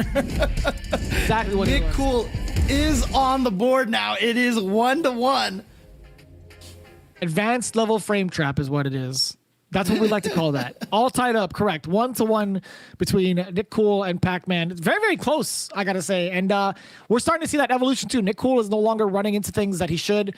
He's not running into the fireballs and giving out free damage. There's very much so like cognizant effort when it comes to trying to land these grabs as soon as possible or trying to land these drive impacts. But the big surprise, Zangief on Zang. Oh my God, did you grab the drive impact just now? Pac-Man is like, look, if you're gonna go with this character, well, I'm gonna do the same. So he's bust out. We've got our first mirror match here. Zangief. We are gonna get spinning pile drivers all over the place, left and right. And I like that. Yeah, Nicole actually had a mirror match earlier against Miss Harvey. Tried to do Ryu versus Ryu, but now he's getting a taste of his own medicine. Zangief against Zangief. Just goes for the regular throw. Oh, nice little pokes over there. I like that. Oh, but the running bear grab does catch Nick Cool. Burns him out as well. Oh, the Superman grab. Oh, God. Oh, and then no drive rush for you, says Nick Cool, and throws Pac-Man right out of that. So it looks like Nick Cool is trying to remain king of the Zangief players here for this exhibition. You got it. The forward throw. Nice. Oh, help. Help. Don't do it again. Oh. Ugh, good damage there that time for Pac-Man, but too far away for that spinning pile driver. Oh, the lariat wasn't going to hit enough times. Ugh. Looks like, just like they should have had the wrestling ring background here, you know? It only makes sense. But now they're disrupting all the elephants. Oh, boy. Oh, watch out, Pac-Man. Can you punish it? You can. Punish counter. That's hella damage, too. So Nick Cool actually recovered in time. It's that he committed to the parry option that got him in trouble. Yeah, absolutely. Pac-Man here with a dominant round there and over half his life left. Oh, boy. Trying to dash in. Okay, grabs the drive impact. And now does his own drive impact into another throw. Oh. Oh, he stuffs out the drive back there again. ODSPD. Decent amount of damage. Nick Cool just needs one more. He definitely needs one more grab, or he could strike Pac-Man to death. The super! He just goes straight to the level 3 super. Hang on, we are going for a ride, and Nick Cool taking game number 2 over Pac-Man. Absolutely disgusting damage too. That was like unnecessary roughness. I talk about this all the time. If there's ever a moment where the damage is going to be exceeding the amount of life you have left, it's going to be so deadly. It's actually kind of wild. But again, Nick Cool letting it rip with that level 3 super. So much extra damage. What a read. Definitely overkill there. Didn't need to do him like that, Nick Cool, but you know what? He was like, I need to put on a show. We're going to have it. We're going to finish this round in dramatic fashion. So he's up 2-1 right now. And again, as I mentioned, this is single elimination. So whoever loses this match is out of the tournament. Nick Cool has decided to go away from the Zangief, interestingly enough, and goes with the Ryu this time. And Pac-Man back to the Ken that he was using earlier. Oh, the drive back hits in the middle of the chin right kicks. But Nick Cool again with the Ryu pick. Looking to be a little bit favorable up until this point. The drive impact catches midair. Pac-Man tried to make a combo out of it. Double drive impact potentially could have worked, but on the ground. Oh no, that whiff dragon punch. Speaking of, oh, is he gonna catch him? No, he parried the whole thing. And then the super to punish the drive impact. Nicely performed. Oh, that's huge. DI on DI, not gonna fly. Here comes Pac-Man again, going for the double drive impact damage. Definitely could have dished out a lot more there, but just went for the double drive impact. Oh, the Tatsu finding its mark. What is happening here? They are just whipping dragon punches and the overhead finds its mark. And Pac-Man, I mean, I'm sorry, Nick, stealing that round with a nice little mini comeback there. A lot of pressure now on Pac-Man. He has to seal the round, or at least these next couple of rounds, to stay alive and also at least tie it up 2-2. But it's Nick Cool with the advantage. No, sir. Dragon Lash punish. Oh, it was a counter hit. It was a counter hit. So Nick actually recovered from it prior. Yep, but now going to the projectile game, like it. What an anti-air from Nick right there, stopping that jump in, but not gonna stop the drive impact. Here we go into the super, towards the corner, but puts himself in the corner. Wow. That's a punish. Punish? Yeah. Got the punish counter on that. Oh, the trade ending, but that trade is going to be in favor of Pac-Man here. He's still standing, so he can still have the opportunity to take this and tie it up 2-2. Let's get the get off me button from Nick Cool off of the standing heavy punch, but it's Pac-Man still. I'm trying to figure out when they're trying to go into the projectile game for the most part, but I think Pac-Man, he's done talking with his fireballs. He wants to talk with his Oh, nice drive parry. And, oh, speaking of drive parries, nicely done. And here we go, the throw, counter hit, wake up dragon punch from Pac-Man. Oh, that was sick. Didn't even let the rest of the background house rock. Shinku Hadouken, that's enough! Nick Cool just landed that on Pac-Man, just enough damage to the last hit of the fireball. Now eliminating him from the tournament. It's Nick Cool who moves on 3-1. Huge surprise in regards to what had happened earlier in the round robin. Nick Cool starting to put it all together with both Zangief and Ryu. Yeah, nicely done. So he's going to be moving on to the next part of the bracket. Unfortunately, that means Pac-Man is out of the tournament at this point. But you know what? Being out of the tournament, great job to him. Really happy that he was able to participate in this. And, you know, you can see the brackets here now. Nick Cool going up against CarQ. That's going to be a tough one as we've seen how well CarQ has actually been playing. But also just want to let you guys know, pay attention everybody at home, because the next giveaway is coming very soon for an Intel 13th gen powered Razer Blade 16. Keep your eyes peeled for the winner of that coming up very soon. And again, these players are going up against each other. Oh, actually, no. Here we have the winners right here on the screen for you. Who is our winners, Vicious? It's going to be Collin Mcquain, who's going to be the recipient of an Intel 13th gen powered Razer Blade 16, and it's NuFrontier II getting the game key for Street Fighter 6. Now, I got to tell you so much about this Razer Blade 16, Collin. Listen, if you're, first and foremost, after you're done celebrating, we got the full breakdown for you, because it is the absolute best in the Razer Blade's long history of offerings that perfect the balance between performance and portability. On the performance side, it features the latest NVIDIA GeForce graphics, and of course, with the 460 and 470 models, we got 150 watt TGP provided thanks to the 280 watt GAN power adapter provided. There is so much to look forward to here in this Blade 16. I'm actually kind of jealous, not gonna lie to you, because this is the perfect device that you could bring for on-the-go gaming, and it's gonna be powered by that Intel Core i9 2. It's gonna be like, there's so many different types of CPUs that you put into it with Intel, and this one is just gonna be fully equipped with all the latest gen possible. His creator mode for 4K, 120 hertz, and 240 hertz full HD as well. Dang. Laptops are definitely getting pretty beefy these days, and so congratulations to Collin Mcquain, and also to NuFrontier. I saw him in the chat. He seems absolutely thrilled with his prize. Congratulations to NuFrontier, and enjoy your copy of Street Fighter 6. And again, it really is the best of both worlds, right? You get an FPS mode and a gamer mode, delivering at both 4K at 120 hertz, as well as switching it off to 240 hertz at full HD. That's pretty hefty, right? For those of you that are still tuning in, hey, don't worry about it. We still got more giveaways for you to enter!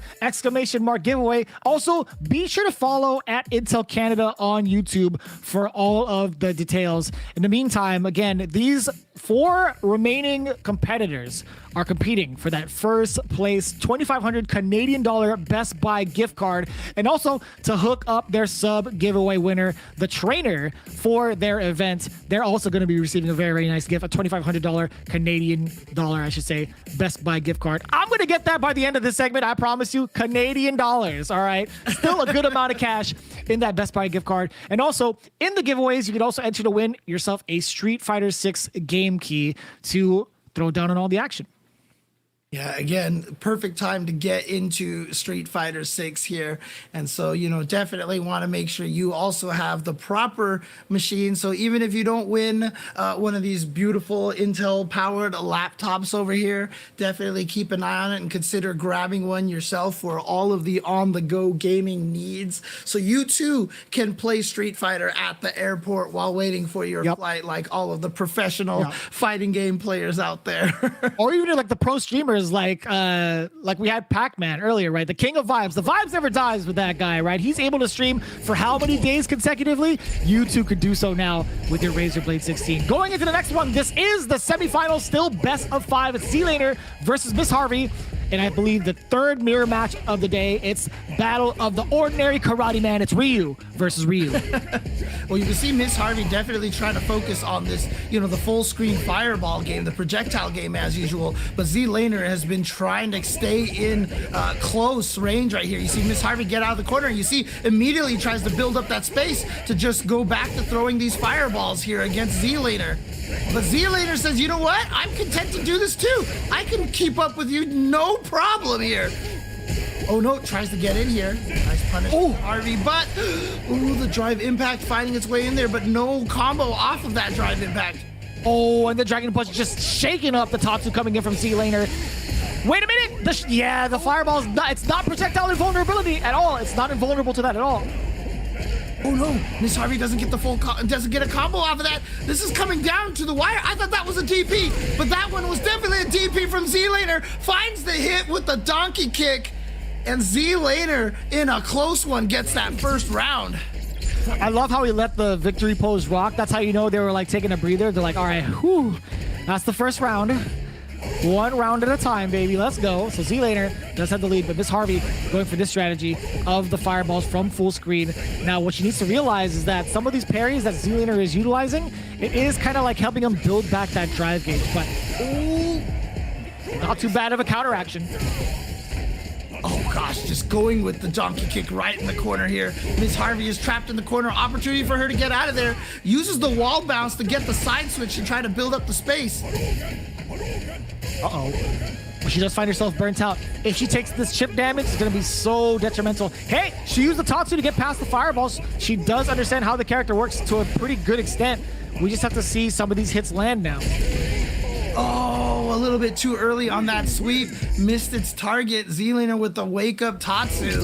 Z-Laner gonna go up 1-0, and they are now moving this to Russia. Word? Yo, did you see Z-Laner absolutely X-copy Miss Harvey's strategy to get past the fireballs? That could have been mad close, too. Oh, Tatsu again. Go for a wake up EX, nice. But the meaty EX donkey kick, unfortunately though, that does put Miss Harvey out of the corner. Miss Harvey with the Tatsu gets the punish, and yeah, you see them both starting to understand now that the spin kicks can go over the projectile, so they're trying to use it to close the distance between each other, just like that, but it doesn't work from full screen. Not quite, not the same kind of effect, right? You're still giving your opponent a decent amount of chance to kind of react to it, but it's Miss Harvey who doesn't realize that she's taking significant damage while being in burnout state, right? As you're in burnout, the special moves that you are blocking does deal a little bit of damage that we like to call chip damage. Nice little 4-hit combo right there from Miss Harvey. Oh, dropped it the second time. That's too early. Opportunity for Miss Harvey to get some good damage there. Couple of crouch heavy punches, but can Z-Laner find another clutch win over here? What just happened? What the heck? Why did that miss? So it didn't hit at all. So what happened was Z-Laner did EX Shoryuken, right, in the corner. Ryu was put into the left side of the screen while Miss Harvey was recovering and forced her body towards the right side, like player 2 side. So the EX Tatsu, or the OD Tatsu, was registered on the player 2 side, and there's no hitbox behind it. Oh, but no, regardless, that gave Miss Harvey that round victory, and now Miss Harvey with a nice combo here against Z-Laner, and now she has the lead. So oh, look at that Tatsu right over that fireball, but didn't get the punish in time. Oh, but she's just so close to figuring it all out, James. She's so close. But Z-Laner, I will say, I think his adaptation skills are just being a little bit faster. I think it's been a little bit more evident thus far. But as I say that, Miss Harvey still maintaining the life lead up until this point. Caster's Curse.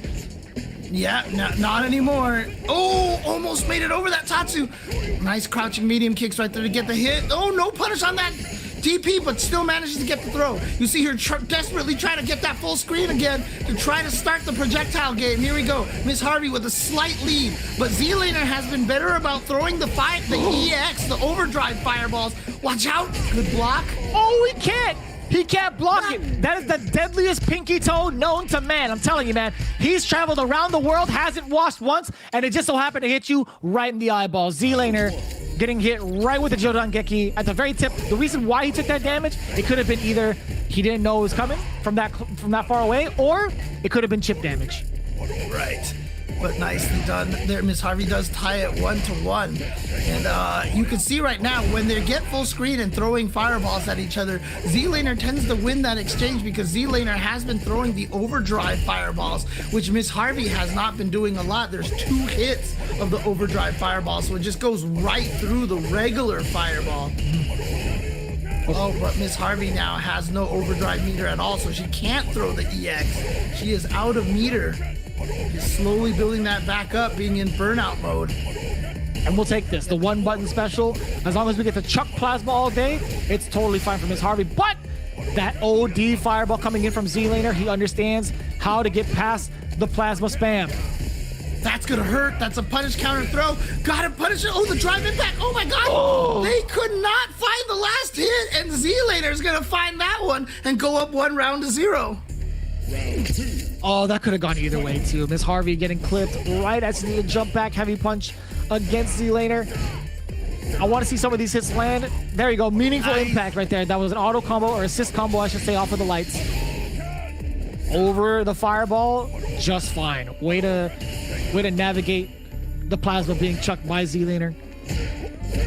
I do like Miss Harvey trying to get in there a little bit, thanks to the fact that Z-Laner was just parrying all of the projectiles.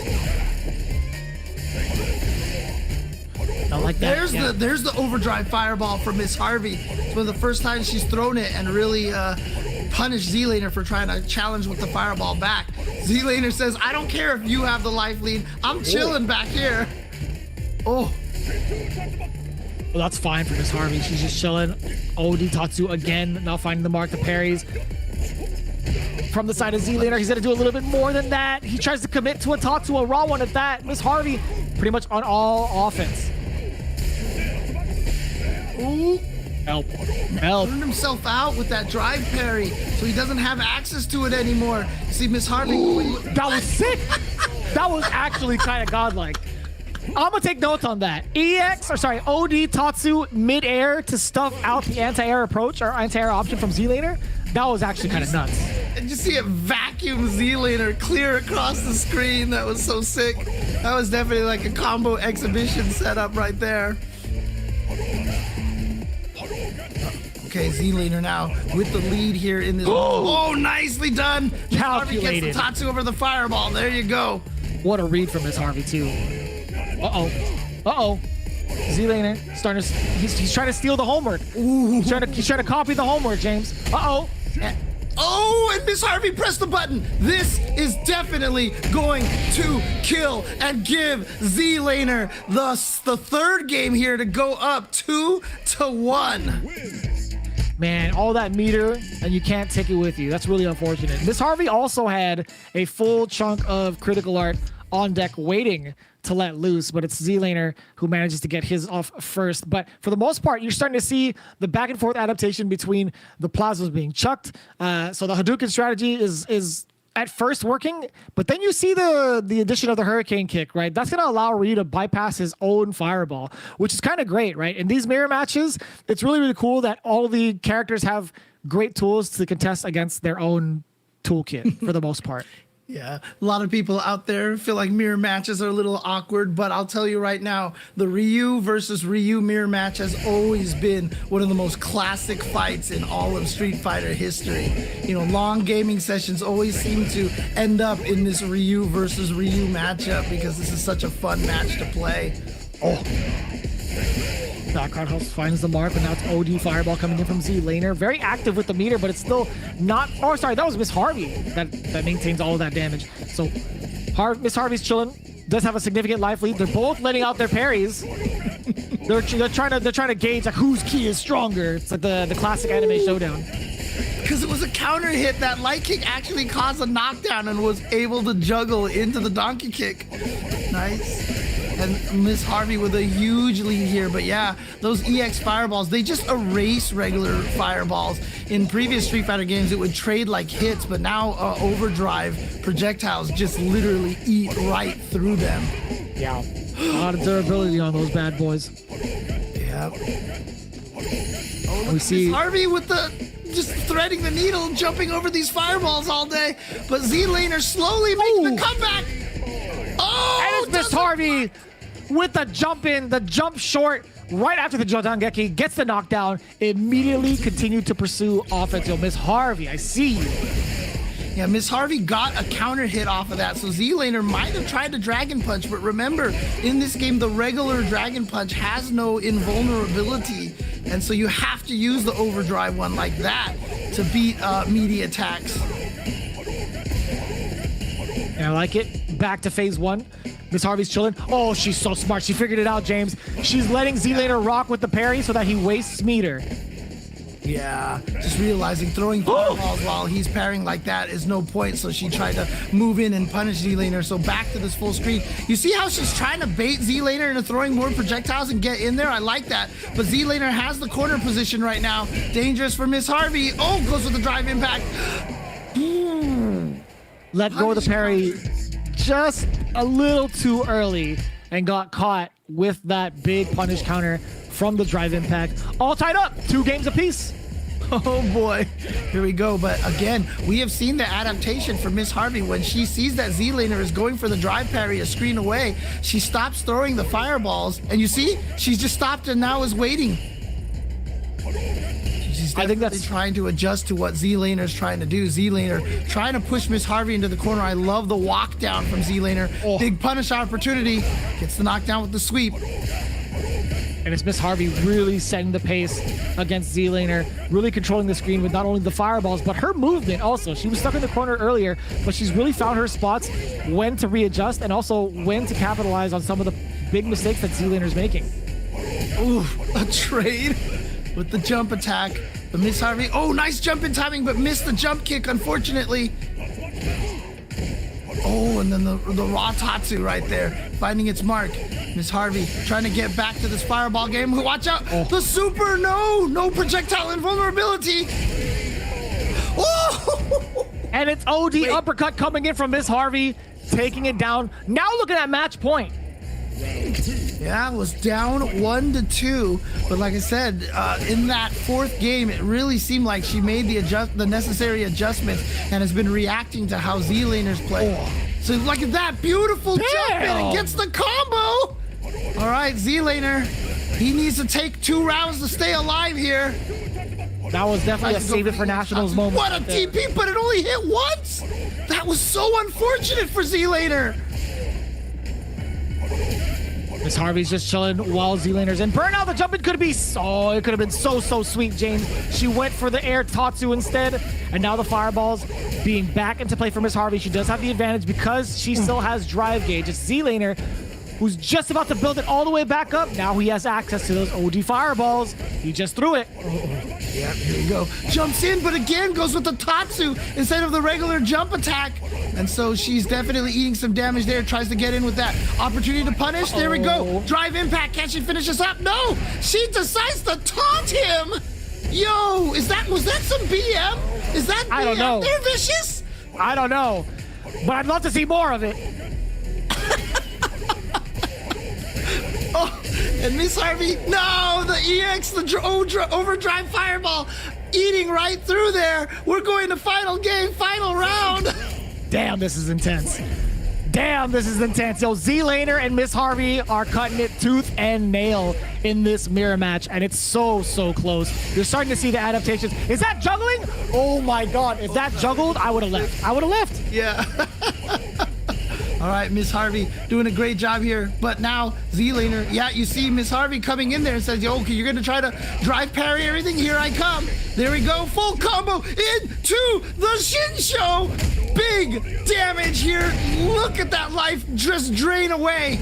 Miss Harvey now just needs one good combo or a couple of solid hits here to be able to take the Z-laner. Can he make the comeback? He is just holding that parry and he is draining his own meter. He doesn't realize it.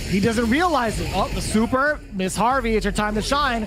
We're going to see that. Oh. What an anti-air. Jesus, Z-laner. What a reaction time. Oh, too far away. Miss Harvey getting a little nervous. Here's an opportunity. This is problematic. But there was the EX. He just walked into it. I don't think that was Chip. I'm pretty sure he just walked into it. And Miss Harvey, our Evo competitor, taking out Z-laner and getting into grand finals to go up against the winner between CarQ and Nick Cool in a barn burner here, down to the final game, especially with Miss Harvey displaying a little bit of BM there with the taunt after the drive impact. You love to see it.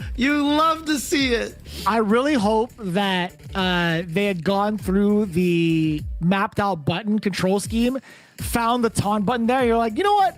I'm going to go ahead and apply this to one of my shoulder buttons or something. I hope that was like kind of intentional, but it's all fun and games, obviously. But man, that was really slick. Miss Harvey making it to grand finals, but big ups to Z-laner, man. You've proved all your adaptation skills. I would love to kind of see you in the ring again, but for the meantime, big ups to you and your community. We loved having you here. We loved your energy. Good luck in the future. It's going to be CarQ now going up against Nick Cool for the second half of the semifinals. Yeah, and what we've been seeing earlier during the pools, I really feel like CarQ has kind of positioned himself to be the favorite here.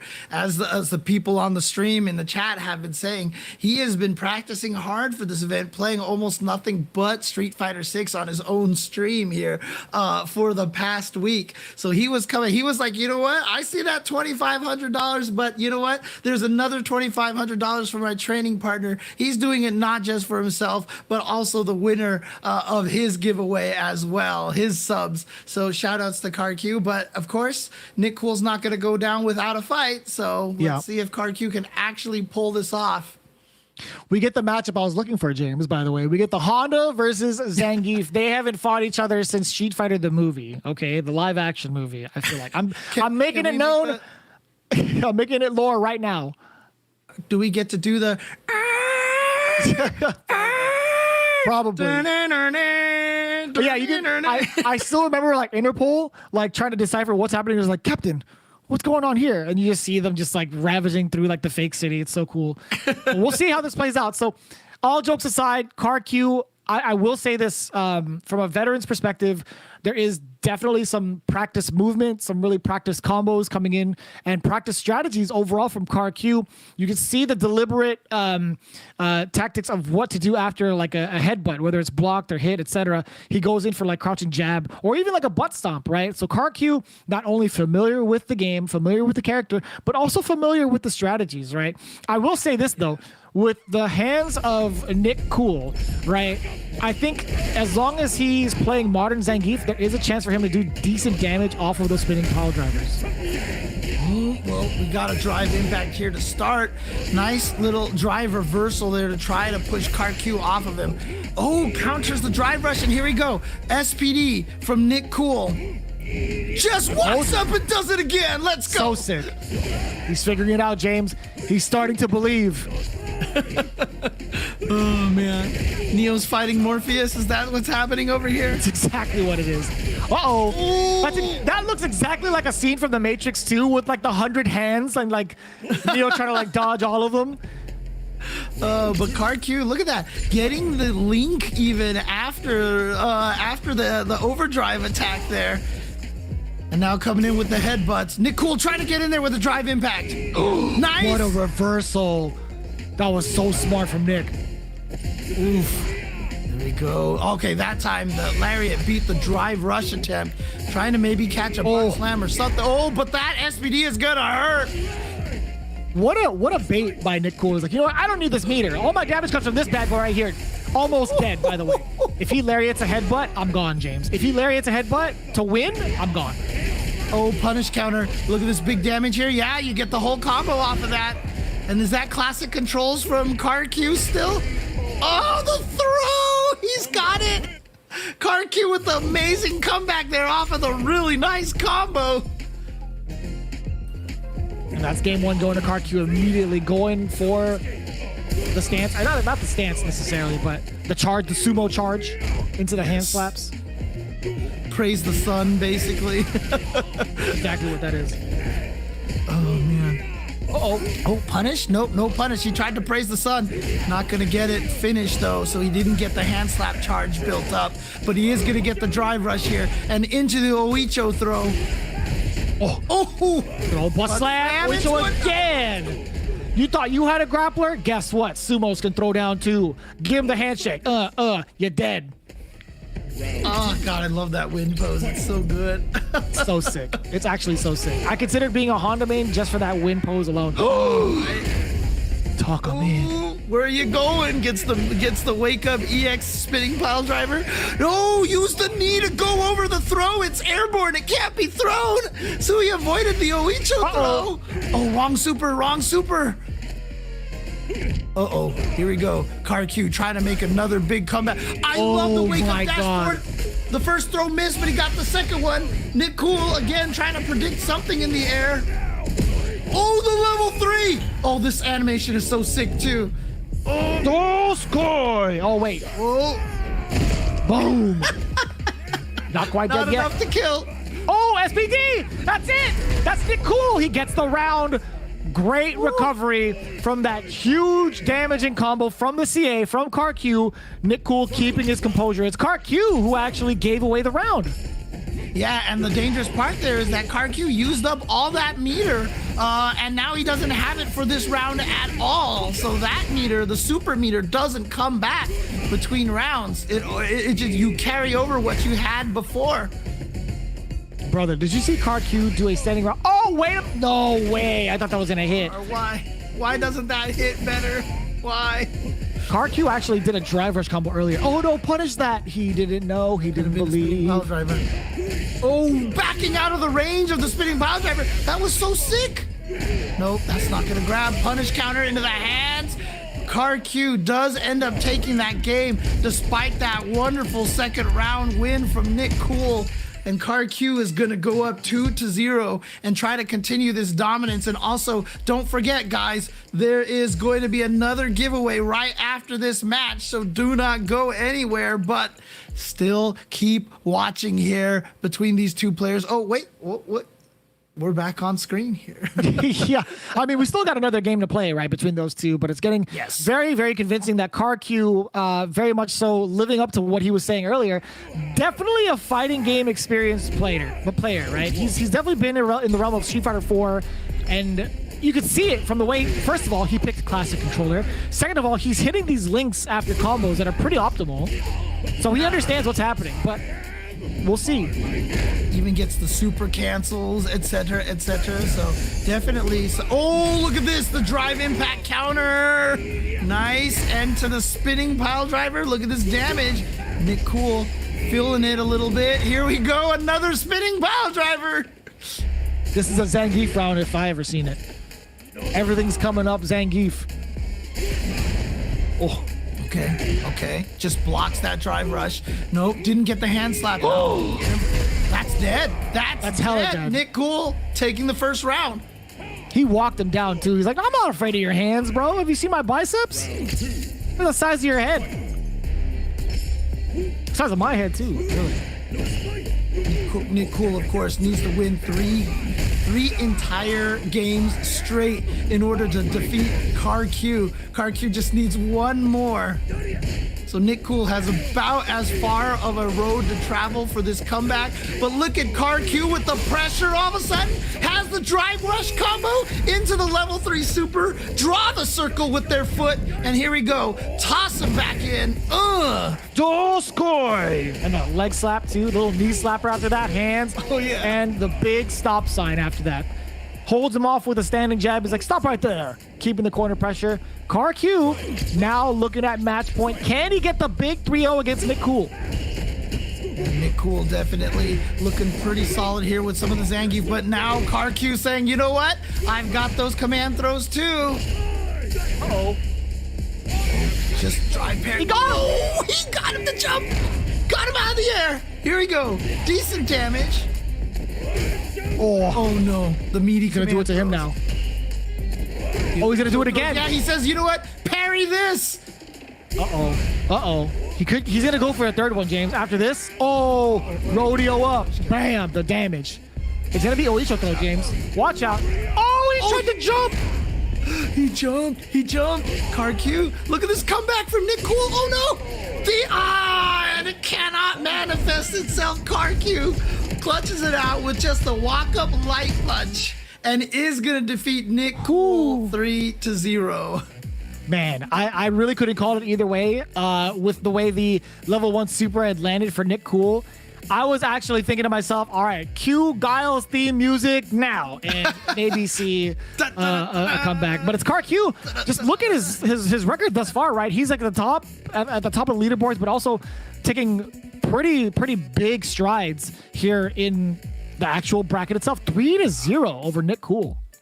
Yeah, and so we end up with the grand finals that the round robin basically kind of predicted for us, right? We had CarQ in the lead, and then Miss Harvey trailing right behind in second place. And so again, these two will be competing to win that $2,500 Canadian dollars Best Buy gift card. One of us is going to get it right eventually, but again, those $2,500 Canadian Best Buy gift cards to both first place and their sub giveaway winner is going to be absolutely huge. But we also have something else that's pretty huge. Let's talk about the winner of giveaway number 3 for the Intel 13th Gen powered Predator Helio 16. Who is our winner, James? Let's see. Our winner for the Predator Helio 16 is Silver Mist. So congratulations to Silver Mist. You are now the owner of an Intel 13th Gen powered Predator Helio 16.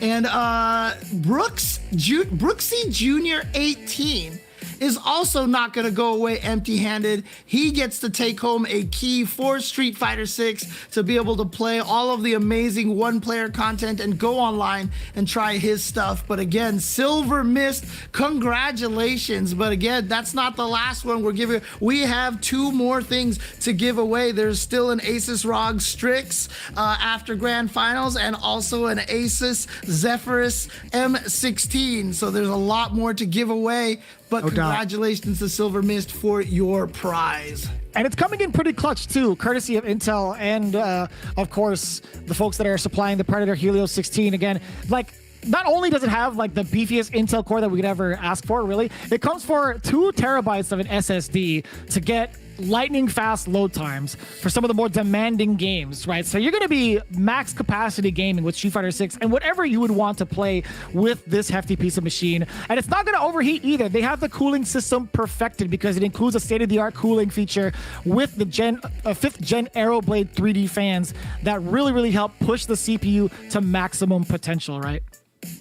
Yeah, and of course, you know, they've got stunning visuals on there, you know, a 16-inch display, but not only that too, not only is the screen gonna shine bright and beautiful for you, but the keyboard can too, because you can change the keyboard to have all sorts of colors, whatever you want, and to make and customize it, personalize it with your favorite colors, and make it so that while you're gaming in the dark, you are illuminated like in all the movies by the nice beautiful glow of your keyboard. Yeah.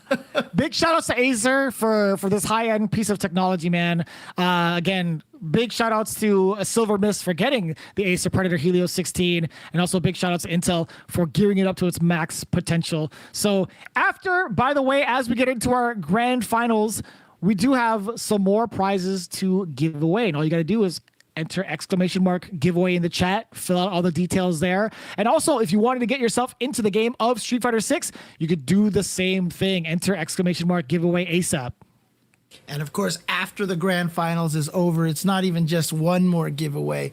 There are 2 more giveaways. There are 2 Asus machines powered by a 13th gen Intel chip. So again, we've given away, how many have we given away already? 3, I think it is. And there's 2 more.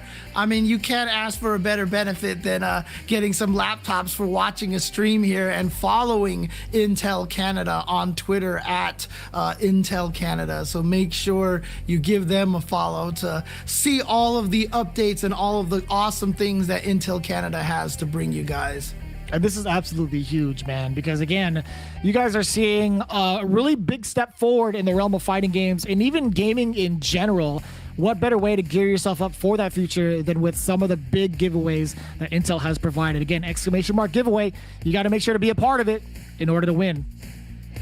Yeah, absolutely. And again, we have the grand finals coming up here for you guys. It is CarQ versus Miss Harvey. Again, finishing the event, I believe it was a 25 and 20 points, finishing the round robin in 1st and 2nd place. CarQ with a lot of Street Fighter background, and then Miss Harvey saying that she played, you know, Street Fighter 4 back in the day, has even gone to Evo and competed in there. She did say she went 0-2, but like I said, you made it there, and that's the attitude we have in the fighting game community and why we love these open tournaments. You pay the entry fee, you get to play, and you know what? Getting to the event and playing still makes you that much stronger, you know, because it's just such a joy to enter these events, play and experience fighting games in person like that at a live tournament.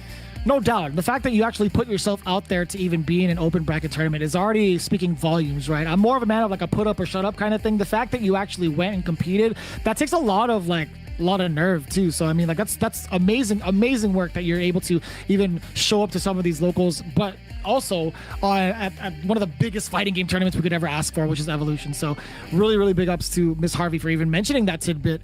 CarQ also, he's starting to show us some real proficient work with this Honda, and we know that like he's got the inner workings of like a fighting game player. He knows exactly what needs to be done to figure out some of these combos, and it kind of makes me a little bit worried. I don't know. I'm gonna have to toss a coin. I don't even know who would actually take it down, but it's gonna be Ryu versus Honda. Yeah, as we mentioned before, Ryu has been known to do very well against Honda because the projectiles can cause problems, but we've already seen CarQ use that EX headbutt, which does have the ability to make it through projectiles and stop Miss Harvey in the round robin section. But look at this, Miss Harvey starting off pretty strong here and getting to that projectile zoning game again. Oh, jumps in. Oh, I'm loving this exchange from Miss Harvey a lot more, but you just mentioned it. OD headbutt to get past the fireballs, but Miss Harvey not deterred, not discouraged. The anti-airs are there. The classic uppercut back to back. All right, but here comes CarQ. Drops the link, unfortunately. Oh, blocks the donkey kick right there. The overdrive donkey kick. Gets the Oicho throw and is going to take round number 1. You gotta slap the hands on him. You gotta bless him on the floor. So cool. Bless me, Street Fighter gods, for I have sinned. I did not do a dragon punch on a jump. Yeah, so CarQ right now looking pretty strong here. Is he good? I mean, he's only lost that one game that we know of earlier to Nick Cool, and that was game number 1, and then he won 3 in a row. And so he is looking really strong. Gets the link after the EX, and now an Oicho throw. He is not giving Miss Harvey any room to breathe here. Counters even against the plus frames from Ryu, and CarQ does take game number 1, and we are taking this to Jamaica now. The vibes are all here, primed and ready. The drive impact is there. Little bit of pepper damage there from Miss Harvey, just doing a stand jab, but it's okay. Now she gets to set up for the fireballs, but wasn't aware, not again, of the OD headbutt coming in to disrupt the fireball usage. But Miss Harvey stuck in this corner is looking reminiscent of what she just told us. She talked about her going 0-2 at Evo for this exact reason, just being stuck in the corner. It's CarQ. There we go. Bust out with the OD. Sure you can. Oh, but that just gets chopped out of the air with that big slap chop right there, as we call it from Honda. Making great food now, all day with the slap. Okay. Oh, you're gonna slap your troubles away with the slap chop. And I also want to make sure, Vicious, if you can confirm, but I think in the background there, isn't that Pac-Man streaming from the beach? I think that's what I think so, yeah. Yeah, I think, there's no stopping Pac-Man from actually, streaming every single day. He immediately went offline and then went back to the beach and decided to stream from there. Game the fight IRL. So shout outs to him, but here we go. CarQ getting the corner pressure over here again. Hand slap into the corner. Miss Harvey trying to fight her way out. Oh, but the drive impact right through the Jodan Shogutageri. Bless you, James. Oh boy, the critical art, by the way. Is this gonna... I don't think it's gonna kill James. You don't think so? Oh, you're right. There you go.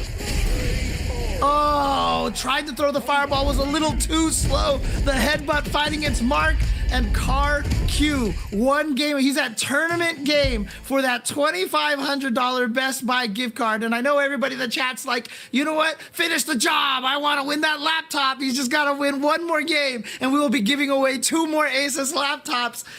But again, CarQ and Miss Harvey fighting for $2,500 Best Buy gift card. Listen, man, if I'm the sub giveaway winner from each of those respective channels, I am sweating bullets. I'm like, you're not even playing in the tournament itself, and I would be like freaking out for you. It's like, oh my god. It's like if my favorite streamer wins, I also get $2,500. That's kind of wild. That's so sick. What a sick giveaway. What a sick idea for a contest there. I love it. And CarQ is starting off game number 3 in the same fashion that he's been playing all the other ones, just trying to get in on Miss Harvey, rush her down, and not give her any room to breathe. What a reaction! That was disgusting. And the intimidating stand right in front of Miss Harvey, just to hit her with a stand jab, blessing her for her sins as she lays into round 2. Now it's CarQ, man, looking at a really dominant performance thus far. There you go, the drive impact right through the projectile. I think if CarQ can take this, I think we're gonna have to have him enter Evo this year, right? Possibly. I want to see both of them enter Evo. Like, I want to see them practice each other up and have that run back. That'd be so sick. Become training partners for this. Oh man, nice combo from CarQ. He's just looking at it right here. Look at this, into the super. Jeremy, should I ask, is this gonna kill? The scaling behind it, I don't know, it might. And it doesn't. Not quite. He just needs one more hit. Can Miss Harvey find the comeback? Oh, 1 star. The fireball gets eaten up by the EX headbutt. It's CarQ who takes it down to Miss Harvey 3-0. He is your Intel Canada Street Fighter 6 champion. and he will be, I can't even say going home because they did it from the comforts of their own home. Shout outs to awesome rollback netcode for Street Fighter 6, but he is going to, quote, go home with that $2,500 gift card, as well as, was it Mike G, I think he said was his training partner? That's correct. Also going to receive a $2,500 gift card. What an amazing prize for playing in this exhibition. Amazing stuff and so fun to watch. Shout outs to all 6 of our competitors. Shout outs to Miss Harvey as well for doing so well here in this tournament. And of course, Nick Cool and Z Laner for finishing tied in 3rd, and then Doom 49 and Pac-Man as well finishing tied in 5th place. Shout outs to all 6 competitors. I hope they all had an awesome time playing in this tournament, playing in some Street Fighter 6, and just having a blast going up against each other. Man, I can't believe it. Looking at what they were talking about and looking at how they were warming up, I'm really kind of glad that we got to see the evolution of their gameplay, like round after round after round. So we have potential fighting gamers in all of these streamers, right? There's definitely showing exactly what needs to be done to figure out a fighting game, and it's only the beginning. That's the craziest thing. I want to see them kind of pursue this a little bit more, but it's been so entertaining to watch all of these combatants duke it out today. Absolutely. It's just such a great, it's so fun to play these fighting games, and especially when you get a good match with an opponent and you can see the kind of hard work that's been paying off. CarQ says that he was, the people in the chat were saying he's been practicing for like a whole entire week before this event. And you know what? We can get verification from CarQ himself. Is that true? Were you playing Street Fighter 6 for the whole week before this event to get ready to take down the $2,500 prize? That is very true. I took it very seriously. I saw the prize and I needed to win it for the giveaway winner and for myself. So I put in the work. Speaking of which, what are you gonna do with that $2,500 gift card from Best Buy? That is a good question. My TV broke last year. We haven't had one in the basement for a while, so maybe pick up a TV, maybe a new air fryer. I have a really small air fryer that you can only put like 1 chicken breast in. You know, I've seen the new ones where you can double down and put like a whole meal and vegetables in. Yeah. So I know they sell air fryers at Best Buy, so I'm thinking about it. My man, that's what I like to hear. Really convenient, by the way. Change your life, man. Yeah, that's true. A good air fryer will change your life. That is actual factuals. If there's any sort of big takeaway from this stream, it's that statement right there, right? And so here's the question now. Obviously, I mean, you were playing classic controls as well, showing that you have a lot of the practice. You had all your link combos after the EX hand slap, etc. And so you even had the drive impact after the headbutt to counter in time. Are you taking Evo? Are you entering Evo, and are you gonna win Evo this year? I'm going in. I'm moving on from Overwatch. No, I'm not. Blizzard, if you're listening, I'm not. Where am I? Listen, we welcome everybody from every genre anyway. So you can do both if you wanted to. You could keep one low key over the other, but either way, you're welcome with open arms. I'm actually kind of curious though. I mean, you played it for like a few weeks. Like, how much of your experience from previous fighting games had transitioned over, and was it very convenient? Do you think like it was kind of like a return back to the bike, I guess, if you will? It was definitely returned to the bike. When I played 15 years ago, I probably put in like maybe 100 hours when I was a young teenager, and then I haven't touched it. So when they I think they had the open beta like a month ago, but Honda wasn't an available character at the time. So I think I was playing just like Guile, and I was just not linking anything. I forgot how to use charge mechanic and everything. So actually this entire week was just learning one mechanic at a time. I only picked up the drive like rush where you like parry and double dash forward like 2 days ago. Yes. And I started trying to whip it into the arsenal. I think day one was like hitting the range, or what do you guys call it? Hit the lab in fighting game terms, where I was trying to learn how to link like the hand slap or sorry, well, it was yeah, you're right. Yeah. Heavy punch into the EX hand slap into a headbutt. I like just learned it a few days ago. But it's been cool. I haven't really been messing too much on the execution, but there were certainly times I was. But I'm glad all the hard work paid off. That's it, dude. You got it. Like more often than not, you got that link consistently, and it did mad damage. Like that was mad on point. Yeah, I want to ask you. Yeah, go ahead. Really quick, I just want to ask you. Talk to me about your training partner. Talk to me about your training partner, what he did to help you prepare for this, and any shout outs you want to give him for the training that he helped you with.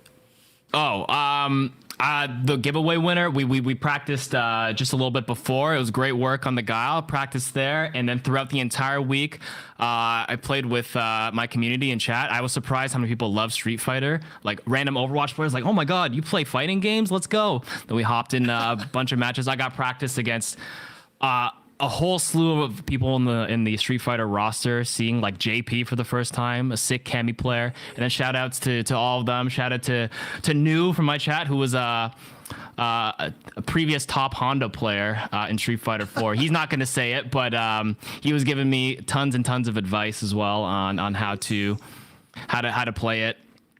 So yeah, that was it was all love, and I'm really happy I pulled this one off. That's amazing, man. That it's really kind of crazy when you kind of see that kind of revelation in your chat. You're like, oh, like, yo, my community is actually kind of nice when it comes to like fighting games and stuff. But I really do enjoy that, man. It's really something special.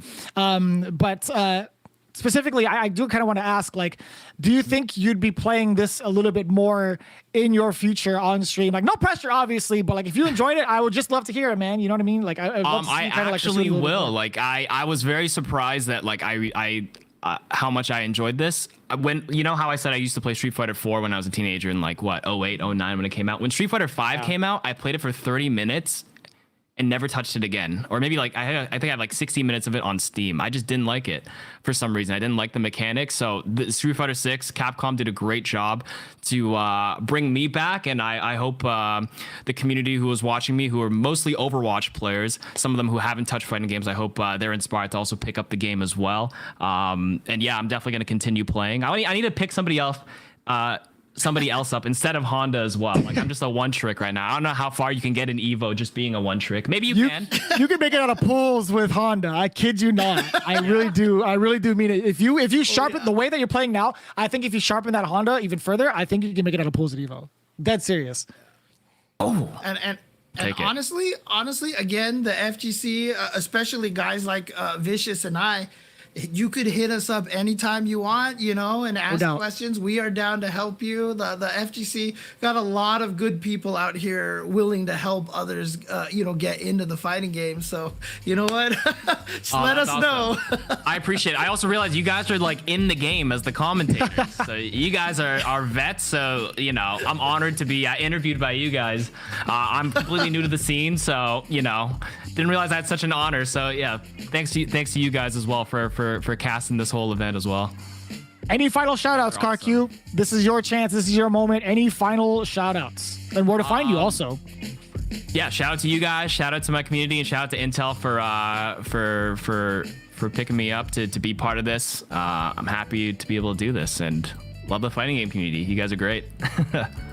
No doubt. Again, you just won yourself $2,500. Dude, I still can't believe you can fit that much in a gift card. But CarQ winning the big $2,500 Canadian dollar Best Buy gift card, along with his sub giveaway in his community, Iffy the Second, appropriately named, also receiving a $2,500 Canadian dollar Best Buy gift card. Congrats to you both, yo. What if they actually just give you $100 gift cards? If they individually type in the code every time we check it out. No, that's when you bring it to the cashier and you're like, I would like to cash out on all these bad boys, please. Big stack in front of them. Yeah, count them up. Exactly. They're like, how do you want to pay for your... how would you like to pay for your new air fryer? It's just like thwack. Just drop it right on the table there. Oh God. That's the 100 gift card slap. You're gonna figure out that technique in a little bit. Ooh, 100. Ooh, okay. How do I input the 100 gift card slap? You gotta do it 25 times is what it is. 25 quarter circles. All right. Yes. Done. There Exactly. you go. Perfect. Yo, again, big ups to you, man. Congratulations, CarQ. Real talk, man. Really, really impressive gameplay, and just overall a real chill vibe with you when it comes to talking to you for the interview. So big ups to you. Wish you nothing but the best in your future, man. Appreciate you guys. Thank you. Peace. And of course, we're not quite done yet because I know everybody in the chat right now is just waiting to see who is going to win that last Street Fighter game key, as well as the last two Intel 13th generation powered laptops from Asus. Do we have the winners on deck here? Do we know who our prize winners are just yet? Oh, should we do the drum roll here? I'm doing it, but it's gonna mess with my microphone. Our contest winners for the two Asus laptops for the ROG Strix as well as the Zephyrus, it's Aboriginal Warrior and Khadgar34. I hope I didn't butcher the name. But big congratulations to our big contest winners. You guys are going home with some really, really beefy laptops. So sick. And of course, fracor as well, not going home empty-handed either. Gonna walk away with that Street Fighter 6 game key again. If you enjoyed what you saw on stream just now with the game, there is so much more to experience. You didn't get to see the single-player world tour or the casual kind of battle hub arcade setting where you can play even old Capcom. They had Street Fighter 1 available to play in the battle hub just, I think it was yesterday. Right. But again, congratulations to Aboriginal Warrior and Khadgar 34 for winning those beautiful, beautiful, and really, really powerful Asus laptops. Dude, you're not kidding when it comes to the power, right? When we're looking at the Asus ROG Strix Scar G634, well, it's actually booted up with some really, really nice specs, right? It's got 2 terabytes of PCIe 4x4 SSDs, and it's going to be so clutch for you to even get all of that processing power from the Intel Core i9 on top of that. So you're getting lightning speed processing, you're getting max potential, as well as the AI noise canceling technology with Dolby Atmos powered speakers and plenty of premium quality components in that Asus ROG Strix Scar. And you know, we had talked about using these things to play at the airports. This is a long-lasting and quick charging laptop here as well. So again, this thing can go from 0 to 50% in just 30 minutes. So that's a beautiful, nice feature. You know, plug it into the airport plug. You find the wall where you find the column with the little plug, and then you can just get it in there for 30 minutes and charge it up to 50% is really impressive. Yeah.